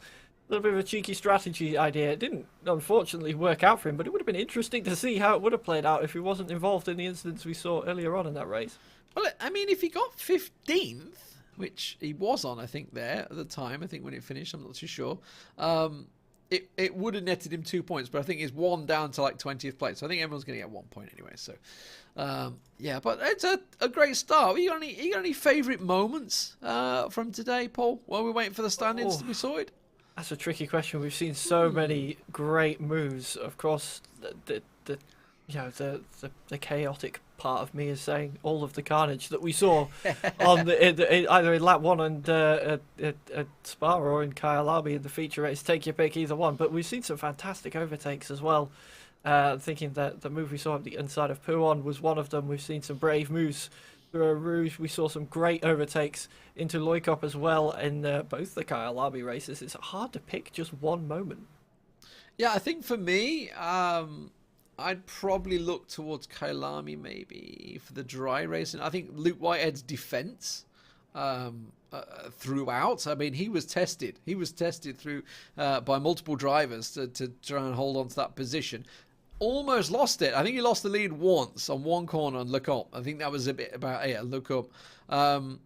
But other than that, yeah, I mean, obviously we got to look to Spa. It was an entertainment when it's in the wet like that, and it was very wet. It was a lot wetter than the sprint race. Sprint race was sort of drizzle. This was heavy rain, and it caught quite a few off guard. I still would love to know what happened to Kun. Kun ended up quite high in the end there, but he started on pole position and just had a dreadful start and just completely was off. Maybe he was just being overcautious because he was the first one going into Eau Rouge, right? So he was the first guy going through and just ended up going so much slower than everyone else that it almost created the carnage behind him where everyone started going. As you mentioned, there was people going sideways but almost before they passed the line at one point. Yeah, I feel like I kind of feel sorry for Kuhn with that. Trying to play it safe when you don't know what the conditions are like is the smart call. But yeah, I felt like I wanted to call the police at one point because he was just getting robbed down the Kemmel Straight on that one. Just he couldn't carry the speed through because he was holding off so much to not drop it going over the crest of the hill. And yeah, a sitting duck. Unfortunately, at least it was the right type of bird for the conditions, but nonetheless not what you'd want behind the wheel of one of those Lamborghinis. Yeah, the drivers all seem happy, as Martin Hoyer just said. It was great to go side by side through Eau Rouge. It absolutely was. There was quite a lot of side by side going on. I mean, hell, Kyalami, I think we had it 4-5 wide at one point going into the first corner, which is where inevitably some contacting with each other. But yeah, some fantastic driving. It's good to see. Good to see the challenge. What are you thinking? Okay, we're going to get the standings coming up in a minute. Who are you thinking's up there? Obviously, Nicholas Huben is a given. Luke Whitehead, a second place and a first in the main races. That's possibly going to be the point leader for me. Yeah, I was going to say I think Luke Whitehead might just edge out that P1 from this one, but Hubin definitely giving him a run for the money. I'm expecting to see Tiskovits up there, Bonsignore as well up there. They've both been running up the pointier end. And I think we can see exactly what happened to Kuhn on the first lap of that race. So he was the pole position starter. And as we say, dreadful wet conditions. Like nobody wants to be the first guy. Just look how wet it looks. Just look at it. And he's testing it. He's testing it already. And I think he's kind of missed the green flag, which is probably why everyone's got more acceleration than him to start with. And then he's got nothing. He's got no grip. It's just like, what's going on? What's going on? I'm on the grass. And he's delicately trying to rejoin, fighting it, constantly trying to rejoin the track, and everybody's just ploughing past him. Yeah, I think if I were in behind the wheel, I'd be asking the pit crew for some sails for that, because he was definitely boating his way up the hill. Yeah, I mean, what the problem is, I guess, in fairness to him, he was being careful rejoining the circuit, which is fine. You don't want to be seeing someone launch across, because he could have created a giant pile-up. There's no doubt about it. But the problem is, once you're in that position, you're just like, oh, I've got 1 foot on the grass. I can't accelerate, because if I do, I'm spinning, and then I'm going to be into them anyway. So he's just slowly trying to get back across gently. Let's have a look at the standings from the second race. See where that penalty shook out as well for Martin Hoyer. Actually came out in 6th place. Really? Is that where it came down? So because I know he'd got himself 15-second penalty, but I thought he'd be a bit further down than that. But Nico Compo ended up going up into 7th, Cabasorosi in 8th, Barnett and Patricia sneaking in on 10th place. But Nicholas Hubin, of course, as you mentioned, Tiskovic, I think that's been 2 second place. Is that a second or a third for Tiskovic? I think he was, right? He was second in I think over so. in Kyalami as well. So the top 3 basically are going to be the highest point scorers combined, no doubt about it. Yeah, absolutely. They've put on a show this afternoon. Those 3 really, really good stuff. I think overall, maths-wise, I think Luke Whitehead might just have it, with Tiskovits having been P2 in Kyalami, but it'll only be by a point or 2, which is going to be very, very exciting for the rest of the group stage for this region, especially with it being so close after one race. No one real dominant force has shown up so far. Yeah, absolutely. There's no doubt about it. We're going to hopefully get an interview with the winner of the day. We've got to figure out who that is. Who that's going to be. Will it be Huber? This is going to be our surprise. Will it be Huber? Will it be Whitehead? We'll be like, hey! I think it's Whitehead. 25 points for the main race win, right? The feature race. And 18 points for second, which he's obviously got first and second. Huber got what? 16-point sprint race win, 8 points in the Kyalami main race. Just got 25-point feature race. Ooh, it's going to be tight. It's going to be tight. Also, don't forget Luke Whitehead did pretty well. You know what? If Whitehead hadn't have just barged his way through in that final lap on the sprint race at Spa, ended up getting dumped down from 2nd to 9th, I think, wasn't it? He ended up dropped down. Because of that 15-second penalty. If it had just been, and we said, he's got to give that position back. He didn't give it back. He stuck to it. If it had just been a little bit more cautious there, he'd have had potentially a 3rd place, 10 points more instead of, what did he get? He got 3 points. He could have had 10. Yeah. Just a little bit of patience. That could be the difference. All right. I think we've got at least some of the standings to show up. See how close we are with our predictions after today. It is Luke Whitehead out in front by a bit more of a margin than I was expecting, actually. Yeah, and he could have had 7 more. He could have been on 50. He could have been on 50 points. Yeah, I mean, that's racing, right there. So, that's the top 4 calculated so far. Obviously, there's going to be more to come, but that's the ones we wanted to. That was the important part right now. Who's the leader? But that just shows how tight it is. This is going to be a tight season. Yeah, Luke Whitehead's got the advantage there with the lead, but it's only a 7-point lead. It's not massive at all, and 7 points, that's not that many. So Hoban and Tiskovit's definitely going to be trying to keep themselves involved as time goes on. and really take the challenge to him. As we're saying, no one dominant force showing up just yet means it's going to be exciting throughout this entire group stage. So the next race is coming up for EMEA. It's going to be a little while away. EMEA will be Hungaroring and Misano. That will be way ahead, way ahead. But the next race is right here on your screen, as you can see now, is going to be the APAC region. So we're going to be moving over to the APAC region. That's next Sunday. That's going to be Suzuka Mount Panorama, better known as Bathurst, of course. Then, of course, we'll be moving on the following weekend. So every Sunday now, over to the Nala region. That's going to be, of course, Laguna Seca and Brands Hatch. I love it. I love it. That was the first track that I ever went to as a child. Years ago, when Nigel Mansell and Nelson Piquet were both driving for Williams. That's how long ago it was.